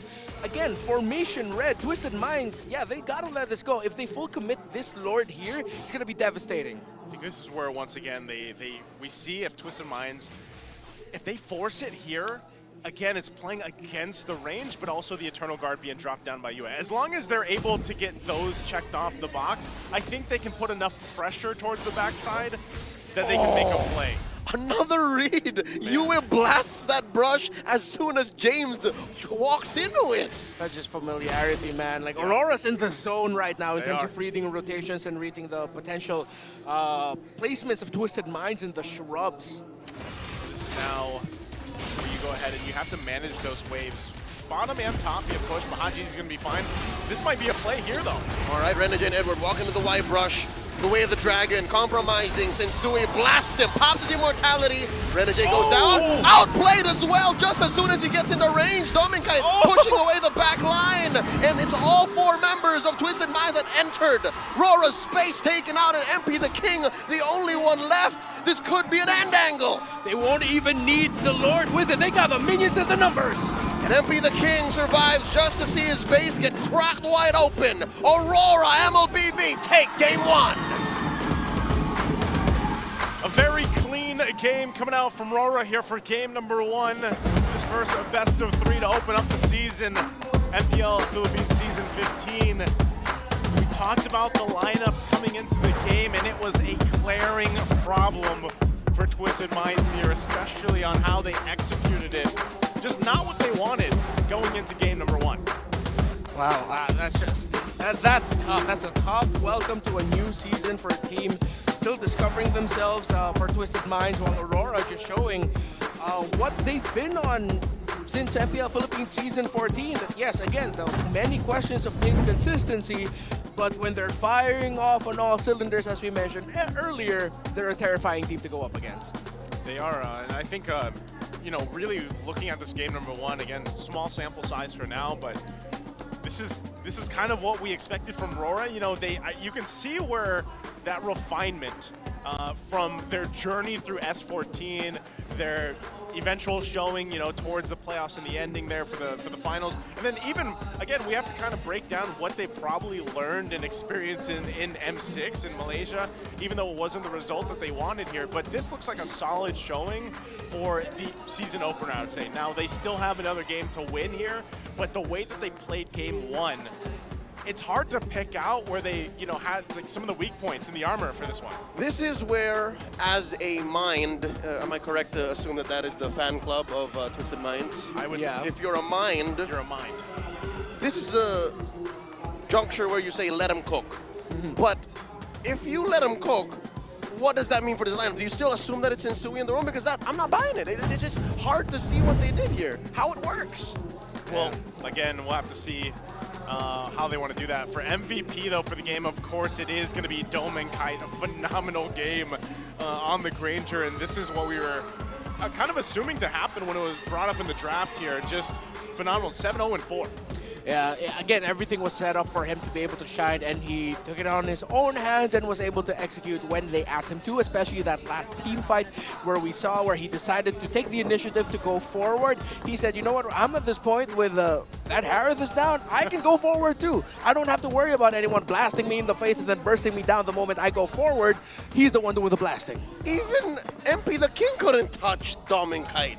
Yeah, they couldn't, and I think, again, Renegade, you know, we're getting a glimpse of him here, but the early game pressure that he was able to do, and even the peeling, allowed Dome and Kite to get to that comfortable position, because a lot of the times, too, he's chasing people down like we see here, and, you know, able to cap off, but even then, Edward on the Phobius, man, that's why I say all these picks that we saw in the draft played their parts from start to finish the game. Yeah, I think I'm starting to understand now also why potentially Twisted Minds got the Hilda instead of the Phobius. Because if they got the Phobius, that would have been a clear sign for Aurora to just go, yeah, let's just pick up the Eve now because that's going to be going great for us. So they pick up the Hilda for a swerve instead. They ended up with the Eve, but then they just had no answer for the Phobius. And Domenkite, of course, again, the MVP of the game, he checked what MP the King was expected to do, which was dive him. Every time MP the King showed up, Aurora had someone with Domenkite, and if they didn't, Domenkite was just ready to blast MP the King the moment before he even got to press the shadow kill. And all the more, even before the 13-minute mark, before we had that short break, we were already counting out, all right, how does Twisted Minds defend, right? How do they win? Pick off 3 members of Aurora. Towards the final moments of this game, that's what Aurora did. For Domenkite to be able to cut into the back line, as crazy as it is, a Granger cutting into the back line, they picked up the 3 frontliners first, and then they took the game. So Aurora were thinking that far ahead. Yeah, they were thinking ahead, and that's why I said, you know, Domenkite, and a lot of these gold laners, when they get to shine like that, especially throughout the game, they get these MVP performances. You know, the roams, and even to this extent, again, Yue on the Vexana, able to peel with just an Eternal Guard, really lets them to go ahead and position themselves in favor when it comes to the team fights. Something else to note, exactly why I think Aurora were always on the front foot, always proactive, is because of how this Suya was built. He knows he was building to win. He first built the Hunter Strike instead of the War Axe, which is the more defensive choice. He was just saying, hey, I'm just going to start killing dudes. Yeah, because usually, if I'm not mistaken, the build path for Suyos that really got popular in SPS was you get the Fury Hammer, then you go War Axe, then you full build the Hunter Strike. Here he went all the way. Yeah, I agree with you. That's definitely him going, yeah, no, we got this, it's fine. Like, we're reading the rotations really well, we're setting the tempo really well. And yeah, I think going into the next game, Twisted Minds can honestly just go for a little bit more of a conservative approach in terms of their drafting. The Hilda was a wild choice. The fact that you're prioritizing Harith on the red side has sort of petered down as a wild choice. We just realized how strong Harith actually is as a power pick. But yeah, swap out that Hilda pick could have been something else.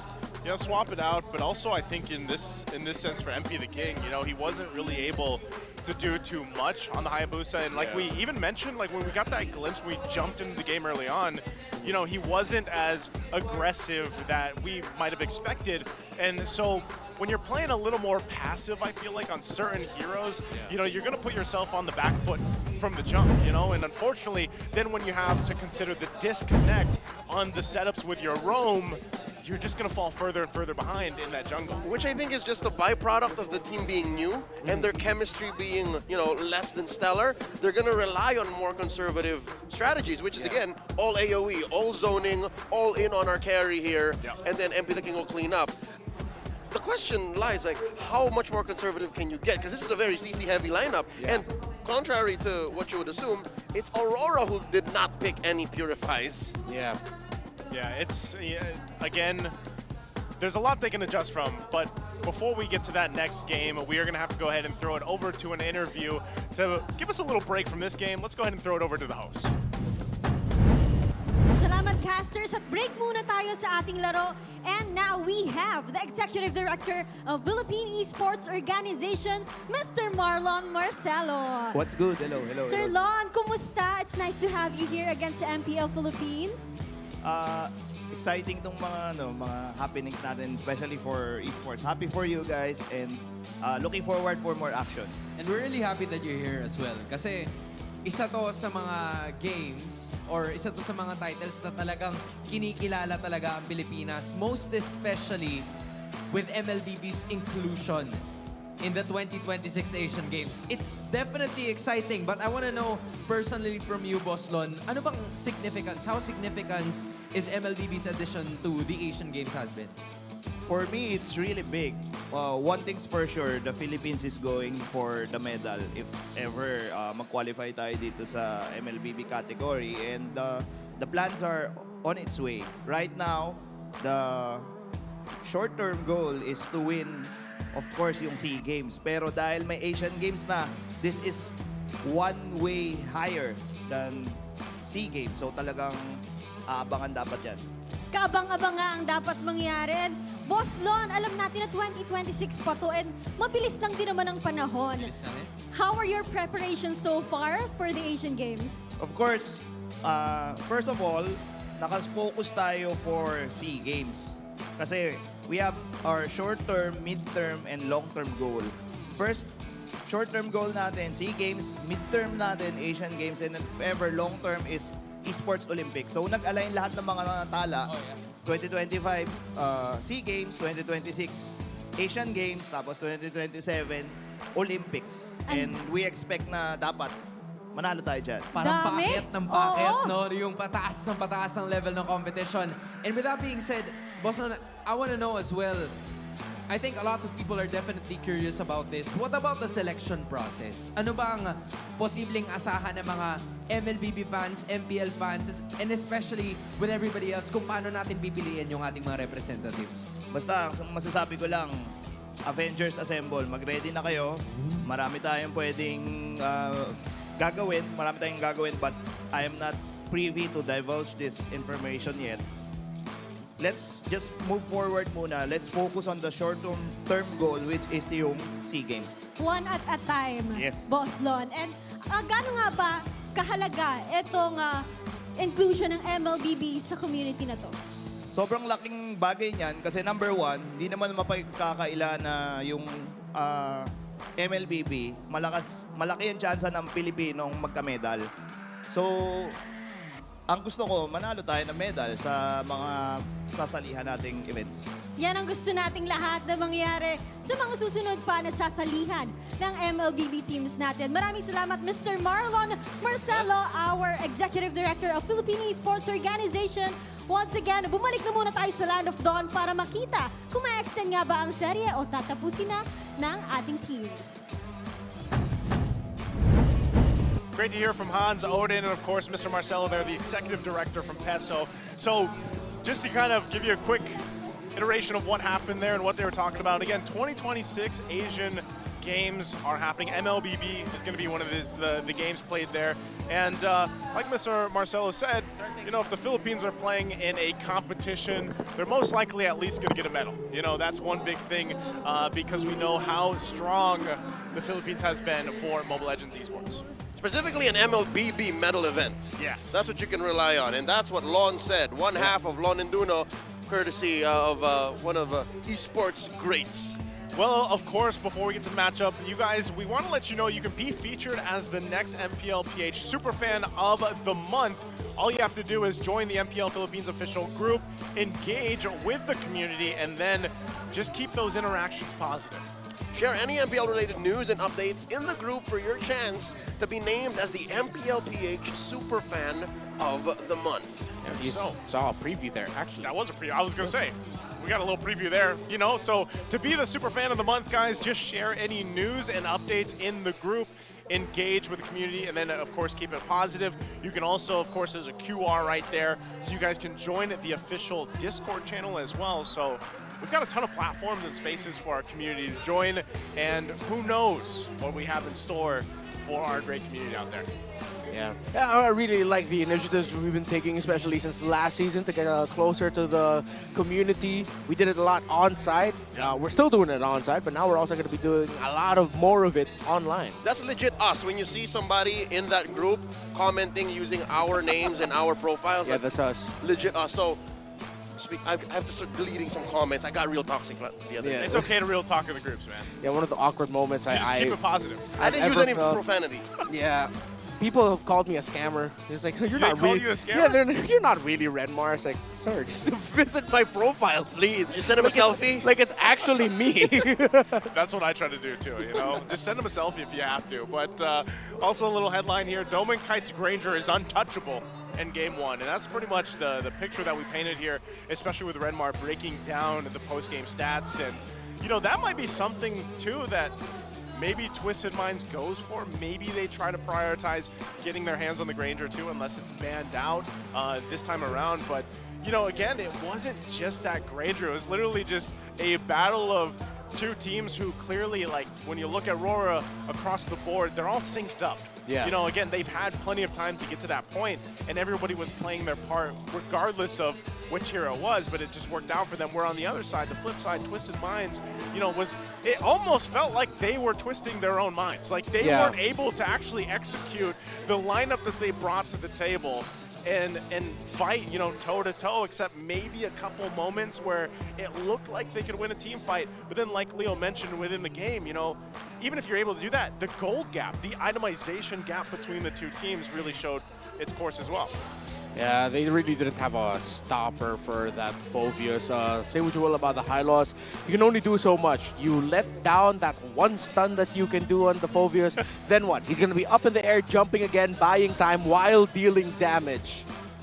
It's tough, man. When you're a Hylos, and I know a couple Hylos mains out there, I feel for you guys, right? But for Game 2, the side selection here, of course, RORA, they're going blue. Yeah, so Aurora being the away team gets to pick what side they're going to be on come Game 2, and they decide to go for the throat. Basically what happened in Game 1 was they opened with Suyo, and then the crux of Game 1, that Granger pick happened. So that's what they're doing here. They're saying, you know what, RORA, Twisted Minds, let's do it again. Let's do it again. Let's see how you guys will change. And this will allow for Twisted Minds to do something that Coach Bonchan and Coach Esson are so good at, reiteration. Yeah. Do you think they're going to do that? Do you think they're just going to try to go play like the same draft for the first 3 picks in the first phase and then adjust? I think they will adjust their first 3 picks though. For the bans, definitely, I think they will stick with it. Take out the Fanny, take out the Matilda, and most importantly, take out the Juicin. Again, doubling down the idea of you're playing with a roamer who's still getting used to it. If you're still trying to get used to playing the roam in the pro scene, on the pro stage, you do not want to go up against a Juicin. So something tells me maybe they go Granger first, Granger X, because we want to let go of the Hilda, right? The Hilda kind of put them in a hole. They forced them to play a certain way. So maybe Suyo for Aurora, Granger X. That's what I'm expecting. I'm expecting them to at least like contest the Granger, so to speak, you know, try to do that, because honestly, if they wanted to, like, RORA could just end up picking a Suyo again and then roll with that punches and then see how Twisted Minds is going to go ahead and adjust from that point. Yeah, if RORA picks Suyo first pick, Twisted Minds, if we're going to go with the idea with Granger X, they can actually go Granger Phobius. That means you'll be giving the Harith plus potentially the Eve on the other side. Then that's where Twisted Minds' third pick can really change things up in terms of what to expect from Twisted Minds. Or Granger Eve. You just outrange Aurora. Yeah, that would be good too. Like your idea was range and reaching the back. Yeah, you just go for pure range and have Rora play potentially the lineup that's gonna go dive. With the Granger Eve, then that means Rora's for sure gonna lock in Farsa in one of their first 3 picks if they want to be able to match the range.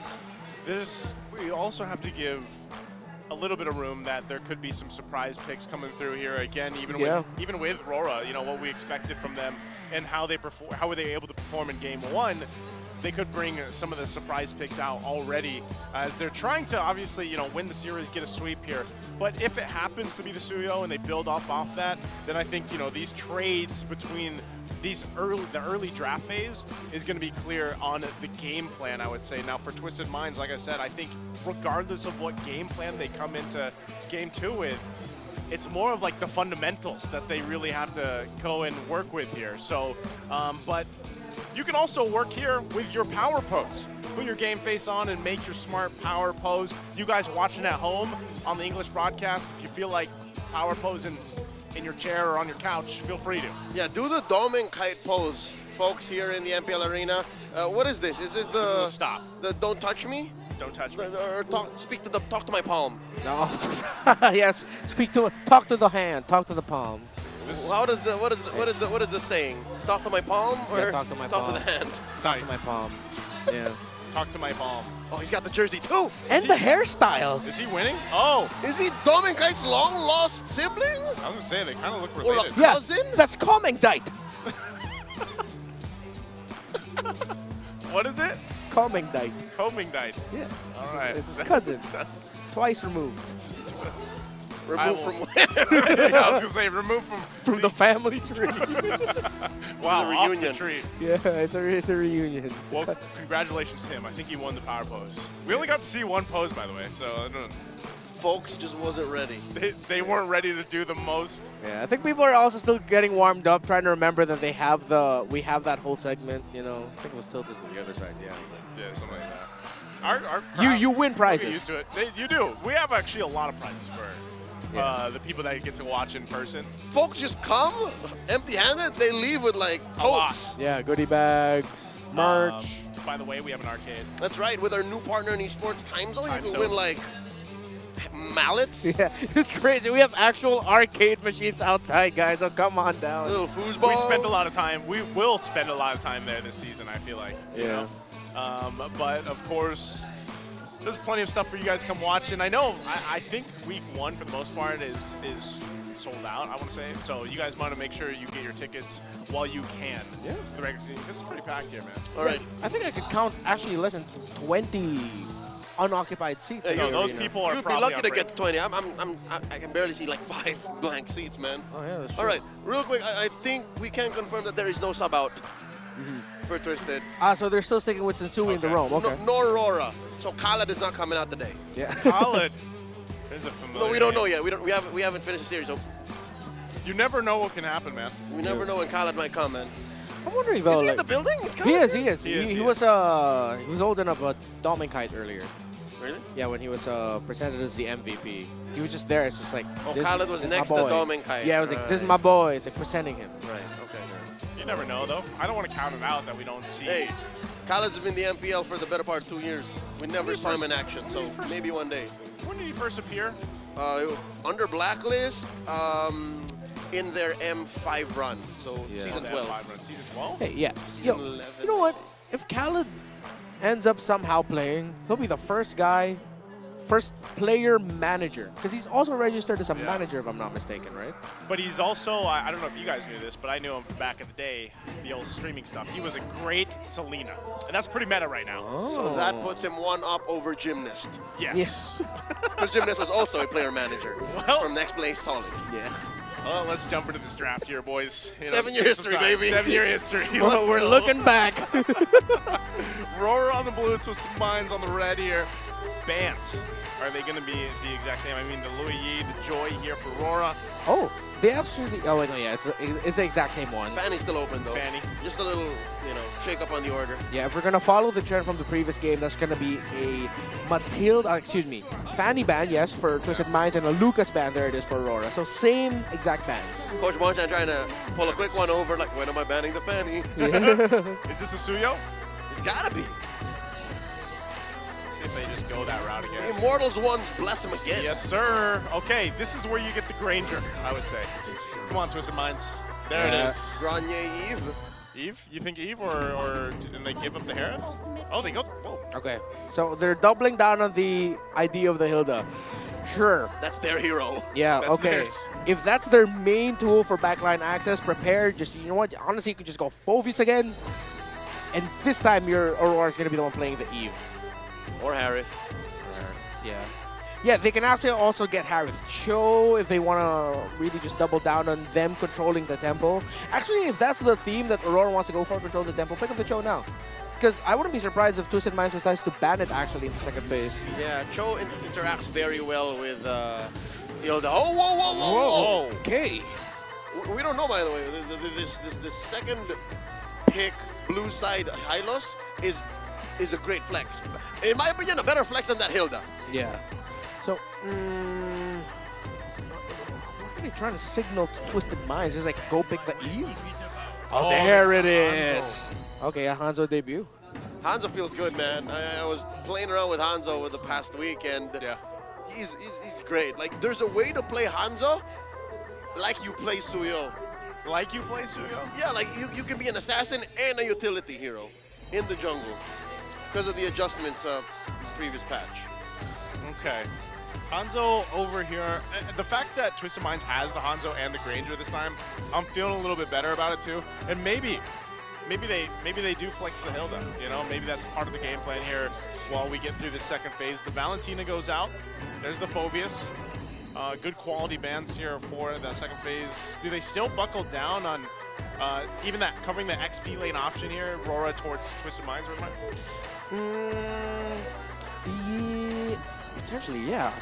For Coach Bonchan, though, interestingly enough, since they have the Hanzo with them, their roamer can actually be very conservative. Because the Hanzo, if they time things right, can actually be the sub-roamer alongside the EXP laner. Yeah. So it's like the Hilda and the Hanzo together working to break formations, dive down to the back line, get info, while your roamer can just be busy in the back trying to protect and trying to peel. If ever you decide to go for counters, as like if you decide to pick up a Tigreal, if you suddenly surprise and then swerve, where you go for a roam Hilda, then you go EXP Edith. But although that's quite unlikely. So Aurora will double down on the EXP lane pickups. Okay.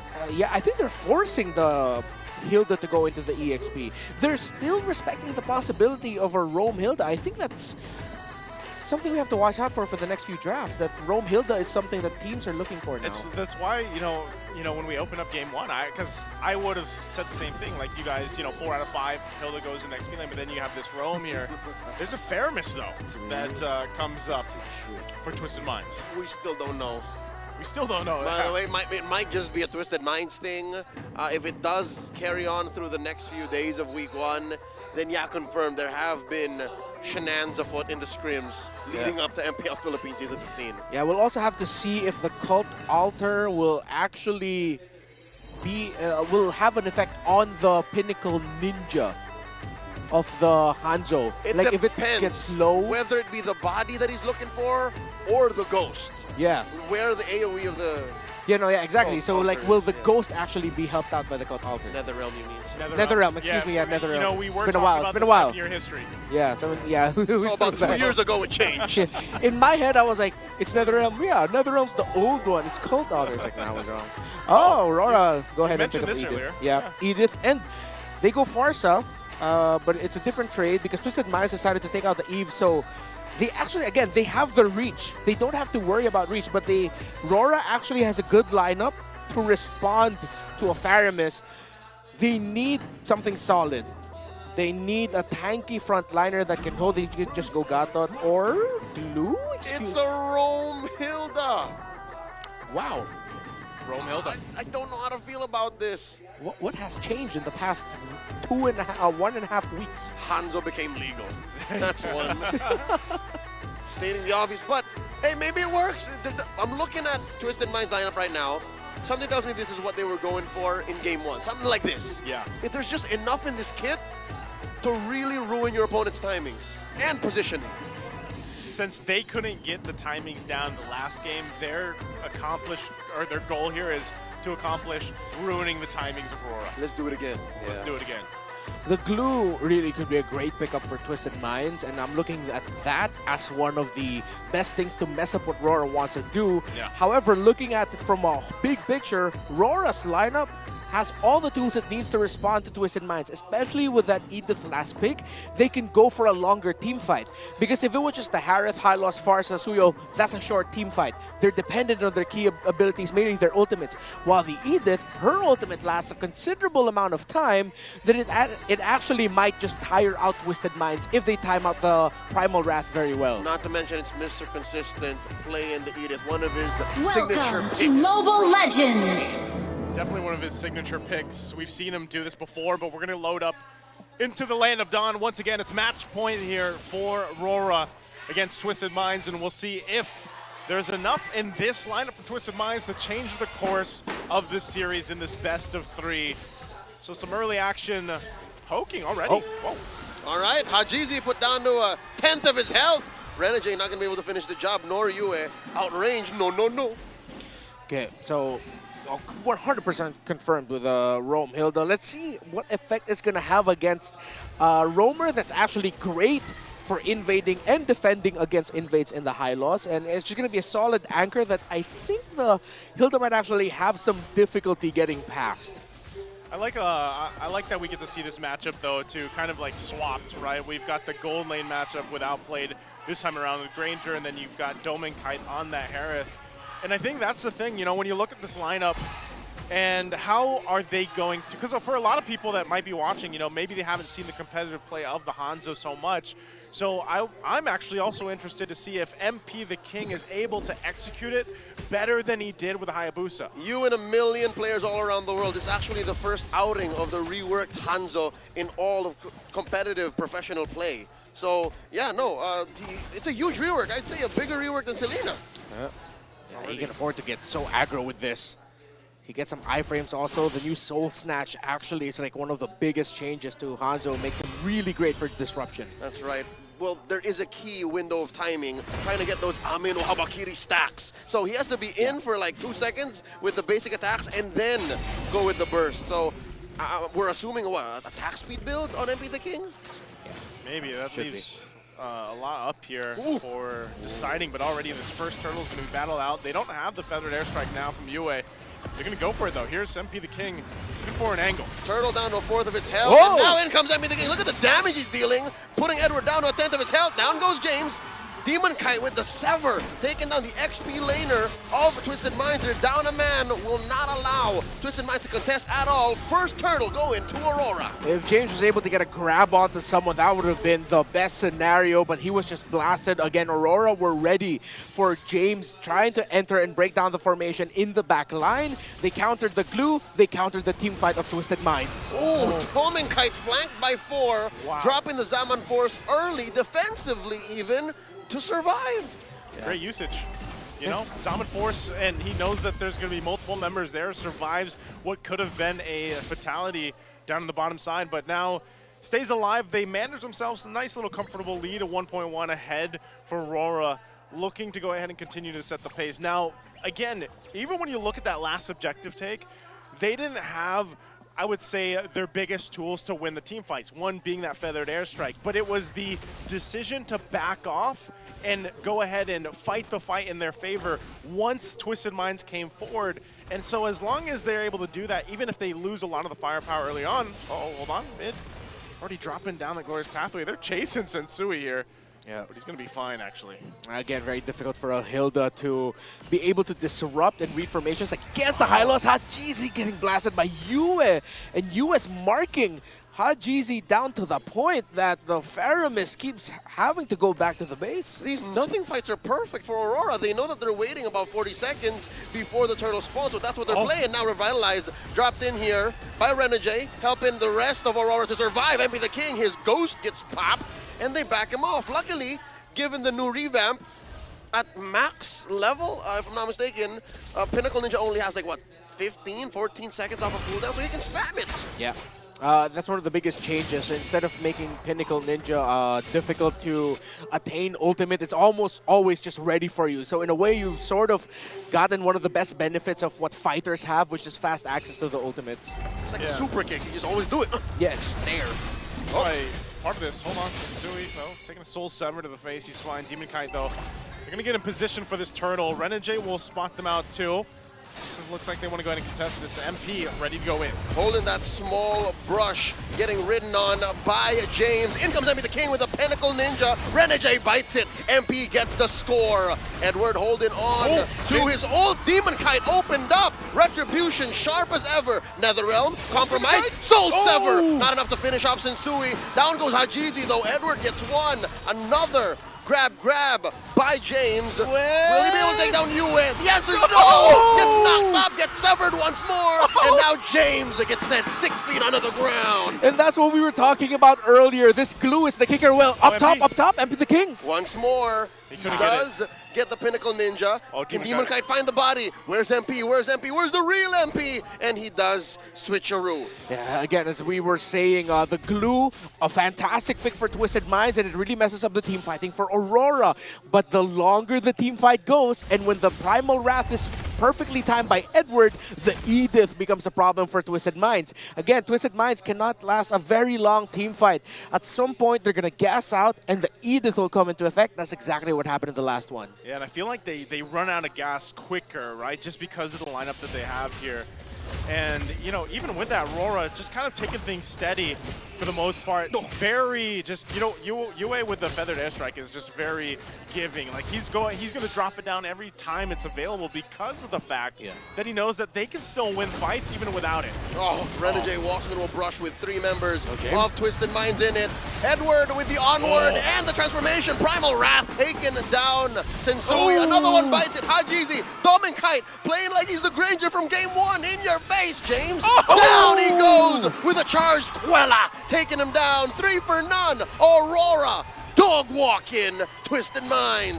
Again, Aurora can just last longer in a fight, and the lineup of Twisted Minds gasses out quickly. Not just that, they get bursted down quickly.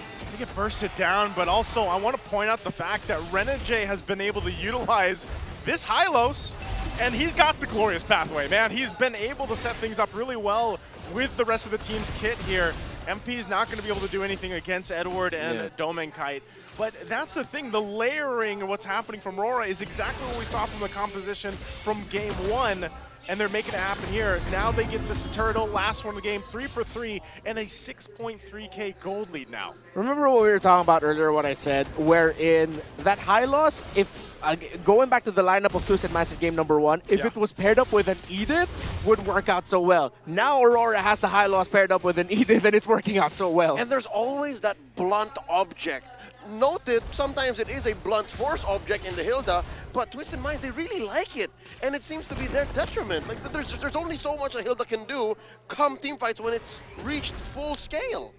Yeah, again, the glue is a perfect companion hero to the Hilda, but it has just gotten way out of hand, and MP gets solo killed by Demon Kite in the purple buff. I can only imagine what happened there, but when you find Hanzo alone, that does tend to happen. Yeah, dude, I mean, he's not, hold on, mid lane. The Death Strike popped in by Yue, opening up that tier 2 take. Twisted Mind staring down the barrel of a loaded gun. And here's the thing, Domin Kite doesn't even have a gun. What does Killua have? What is that? It's magic, that's what. You got magic. Hunter? I'm watching it now.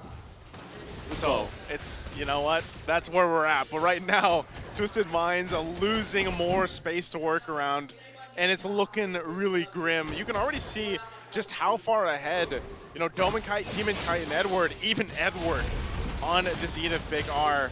And in terms of itemization, and they're just going to force Twisted Minds out of their side of the jungle. Even Sensui is not going to be able to do anything. MP might just try to get the orange, doesn't, takes a peek around, but that's it. And you mentioned this, when he got blasted 1v1. Oh, what? He finds Yue.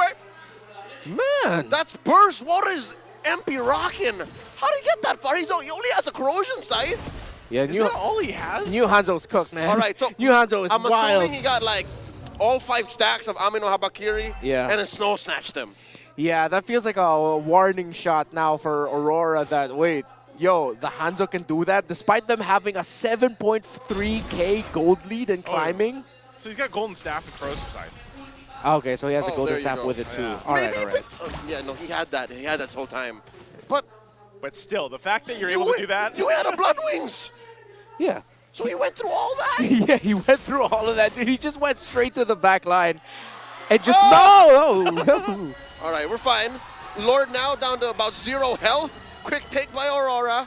And this is all you could get, right? When you're Twisted Minds, you can only do so much. You can only do so much. Little reminder who made the game here. Now, Yeah. going back to it. In case you forgot. In case you forgot, It's right now. M-O-O-N-T-O-N, not Montoon, all right? Yeah, exactly. Uh-oh. I don't know. Even what we just witnessed with that quick take, this might be a preview of how much damage potential can come out from Twisted Minds. Yeah. But they still have to deal with this massive gold deficit, and they have to deal with the Lord coming in to the mid lane. And the thing is, with Aurora's lineup, they can actually force the fight. We've seen Edward do this multiple times on this specific hero, this Edith, especially when the flicker is available. So expect them to almost force a fight here, force Twisted Minds to actually go in for the defense on this one. Oh, gonna be a tough defense. Oh, good use of the ultimate by Yue to just immediately zone out, clear waves, and force Twisted Minds back. That's right. Even if there were Holy Shields, Aurora have already compromised Twisted Minds' defense. Down goes the mid lane, tier 1, and that's a main artery. Aurora happy with their take, and now they're going to continue smothering Twisted Minds, taking away buffs from MP the King. The next siege by Aurora can just go the same way again. Once Yue has that feathered airstrike, pop it, zone it, make sure Aurora can just go forward, push towers, and they're like that. Just he's doing it again. Oh, MP though. Is he going to be on the hunt once again? Oh, the answer. Zamen Force and the stun. Almost. If MP the King did not have the iframe to retreat. Clicks the ult once more to get back to his original body. Close calls. Now Aurora are playing a little more defensive. They're clumping up to where MP sends his ghost. They still want to do that again, and they still have some waves pushing in. They want this top turret down before they go and take that next Lord when it's up. So they're going to fight for it here. Perfectly synced. Bottom and top lane. One of them's got to give. Another Pinnacle Ninja by MP the King. You see there he was at the cusp of death, the brink of saying goodbye, being sent to Hades. But he does get the recovery. You know, when you do click that recovery button, he gets like yay bit of recovery health. So that's exactly why I don't play Hanzo. Little mechanics. He's very deep. Living on the edge when you play that hero, man. Yeah, I like it though. Like the fact, like with the new changes to Pinnacle Ninja, it makes him again another sub roamer. He's sort of like another EXP laner that you pair up with your lineup that can really just go deep, get info, be aggressive, try to bring someone low, and then just go back safely. Like a Masha. Like a Masha. Like a Masha, like this. That's nuts, the fact that he could do that. Oh, finds Demon Kite. I don't think he can do that. Not to a Suyo. Yeah. All right, maybe he can try that on Yue and Domin Kite, but not Suyo, not Demon Kite. Yeah, and even at that point, again, you're just kind of be forced out of this this side of your jungle. You know, he can do it a couple times the best he can, but ultimately, you always have to focus on these objectives. You know, once that Lord is up, you're going to try to replicate that. But this time, you don't want to just freely let it go. He's going to be too late. Going to try the retribution, too late. Aurora blitzed that Lord, and they secure their second in game 1. That Lord is enhanced. He's going to knock up and jump onto that tier 3 up top. This next defense for Twisted Minds will be really difficult. Even if they decide to throw bodies, they're severely lacking damage, I think. That's like one of the biggest problems. Even if MP the King can get one, that's just one. At that point, Aurora would have thrown so much more that maybe Twisted Minds already took down or have already lost 2 or 3 members just with MP the King trying to get either Yue or Domin Kite. Okay, we'll see how they prep up this one. This top turret's surely going to go down. They have to deal with the Lord. But can they stay in this game without it being a sweep for Aurora? Here we go. Glorious Pathway by Renegade. Oh! MP the King bursted, didn't even last 2 seconds, and down goes Insui. James trying his best with a split. Hajizi popped, Dominkai gets a double, and now James left in no man's land, knee deep behind Aurora, and in a flash, Aurora gets the sweep. Welcome back to MPL Philippines. Aurora continuing their strength from last season. Sort of fizzled out during the offseason, but now they are back, and they came back with a vengeance. Again, Twisted Minds, looking like they had a game plan from game 1 and game 2, but just not ultimately able to execute that game plan. And against a team like RORA, again, what they were able to accomplish in their journey from S14 to where they are now, they're definitely looking refined here, because even with this, against, a Hanzo across from them, they seem to be able to respond to it really well. Joseph, there's a saying from a great general, plans are useless, planning is essential. I don't know if they planned for what happens if the plan failed. Yeah. And that's what happened in game 1 and 2. Like, they played on the Hilda. Yep. They tried to force it, and then Aurora just knew what to do. Yeah, funnily enough, again, High Loss is one of those heroes that doesn't scream like power pick, but it has been used as a pick to anchor drafts around by teams, especially in SPS, where you'd be surprised. Wait, High Loss first 2 picks? The drafts for these 2 games, if the High Loss was prioritized alongside either the Harith or Granger, they could have done so much more around that than if it was a Hilda that they prioritized. Yeah, and they're going to take their bow here, of course, Twisted Minds, once they get it situated there. But again, it's only their first match. I'm sure they'll learn a lot from this going against a team like RORA. Let them cook. Let them cook. We got to let them cook, because they got a lot to fix, of course, going forward. But now for RORA, man, it's great to see. I think, again, looking back at how their journey was just last season, I'm really excited to see what this squad is able to do for the remaining of their regular season ahead of them. So I can't wait to hear from them over on stage, of course. They do have Odin and Hans on stage, and we're going to go ahead and have an interview for the game-winning RORA. Hold up! Wait a minute! Sige, lipat muna ako. Ladies and gentlemen, your winners of the first match of Season 15, Aurora Gaming! What a way to start MPL Season 15. Incredible performance. First off, I guess pwede nating ibigay yung microphone kay Edward. Edward! Alright? Parang hindi pa rin sila nagbabago. Asan? Wala ka pa rin pinagbago, Edward. This marks, or itong laban na to, dahil nakuha mo ang 2-0, this is your 100th career win in MPL Philippines history. Nakakapanalo ka na ng 100 laro sa MPL. Are you aware of that? Alam mo ba yon? Hindi po. Naglalaro lang po talaga ako eh. Wala akong sa stats. Well, sa amin naglalaro, sa'yo siguro naglalaro ka lang, but for everybody else, we're definitely amazed by your performance. What does this milestone mean para sa'yo specifically? Yun, nakakatawa kasi parang nabot ko yung milestone na yun. Parang tanda ko na sa sa scene. So, yun, nakakatawa lang. Well, congratulations on 100. Matagal ka na rin naman dito sa eksena, so hindi nakakagulat na may milestone ka sinaselebrate ngayon. And Edward, this is your first match win of the season. Ganito na bang klaseng laro yung aabangan namin throughout Season 15? Opo. Tapos siguro may konting improvement pa. May aabangan pa tayo, Hans. Thank you, Edward. At ngayon gusto ko naman makausap si Yue. Yue, dito ka naman sa gitna. Nasaan na ba yung mga fans ni Yue dyan? Madami. Wala pa rin pagbabago. Ganun pa rin kalakas ang sigawan nila, Yue. Kanina, nakausap namin si Hajizi. Sabi niya, mahal na mahal ka raw niya. Ano masasabi mo doon? Mahal na mahal ko rin siya. Parang kilig yung nararamdaman natin ngayon sa MPL stage, Hans. Para magka-ambivalent sila.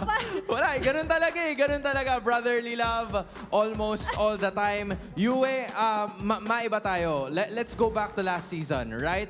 Aurora Season 14, you guys fell short. It was just naging runner-ups kayo, but you still made it to represent the Philippines. Ano ba yung pagkakaiba o anong ibang makikita natin ngayon sa Aurora from Season 14 kumpara ngayong Season 15? Siguro yung pinagkaiba, in-improve po namin yung mga mali namin, tsaka tinama rin po namin yung mga lagi po namin ginagawang mali. Tsaka may mga ilalabas po kaming Ka natatawa? Ano daw yun? Ituloy mo. Sige, take 2 tayo. Sige, take 2. take 2. Ano po, tatama namin tsaka i-improve yung mga mali namin ginawa last season po. Tapos, kasi lalabas po namin, secret po. Ayun, secret. Huwag nyo daw munang ilabas. Yan. Alright, there we finally have it. Again, guys, your winners, Aurora Gaming. You may now take your walk of victory.